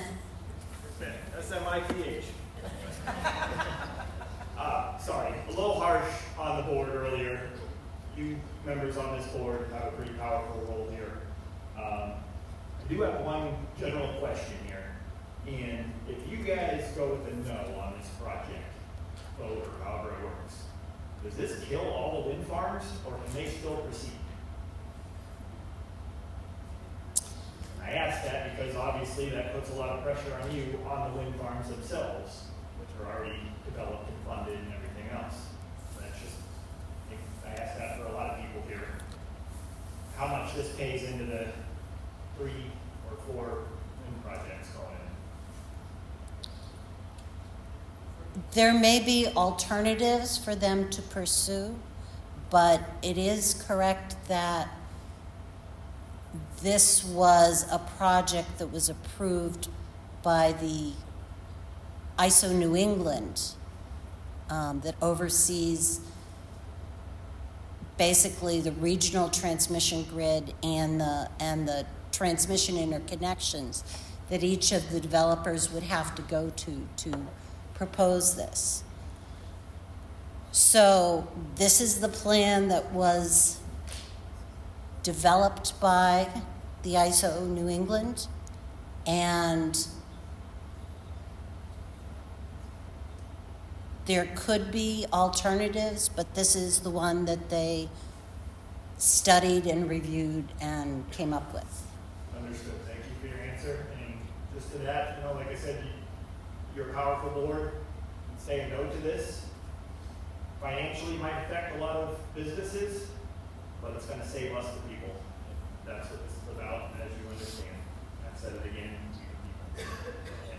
And I see a lot of people here opposing this, like someone else said. I haven't seen one person stand up here and be a opponent of this. Said my piece. Thank you. Thank you.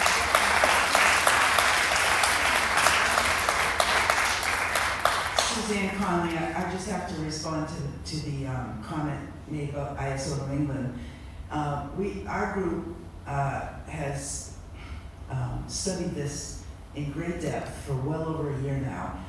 What we discovered was that Avangrid had one grid interconnection study commissioned with ISO New England. They came up with a plan to land at, in our case, in our group's interest, at Doses Beach.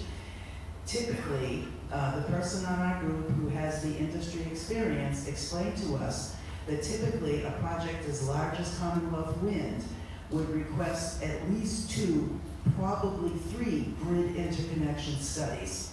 So ISO New England doesn't study this and decide this is where it's got to go. They made the request for a grid interconnection study to land at Doses Beach, traverse 6.7 miles of residential neighborhoods, and land at a used substation at Oak Street to hook up with Eversource. That was their plan, they requested it, and no other plan. That was their mistake. And if they have to go back, and we have said this to Autumn Grid, we are opposing this to our last breath. And if you have to go back, you have to get another or 2 or 3 perhaps grid interconnection studies done. They actually said, yes, that would be the case. So I just wanted to clarify that they're the ones that came up with this plan, not ISO New England. ISO New England just says, I guess it's feasible. And that's their role, as far as we understand, and I'm pretty sure that's correct. Oh, thank you, Adam. So, thank you for letting me say that, because I think it's critical to know. Thank you. That's not okay.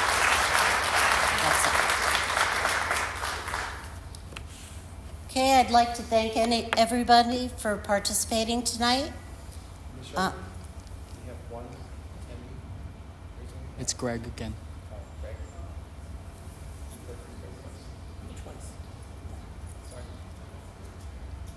The information that you give us tonight is actually very helpful in shaping our investigation of a proposed project. It's the starting point of our investigation of a proposed project. And we appreciate your coming out and taking the time to provide us with your comments and the information that you have. If you have access to email and have questions relating to tonight's hearing, or you want a clarification on the Siting Board's review of this case, or anything else related to this hearing, please email me at donnasharkey@mass.gov. I'd like to thank everyone for participation tonight and for the comments and questions that you have offered regarding the proposed project. Thank you.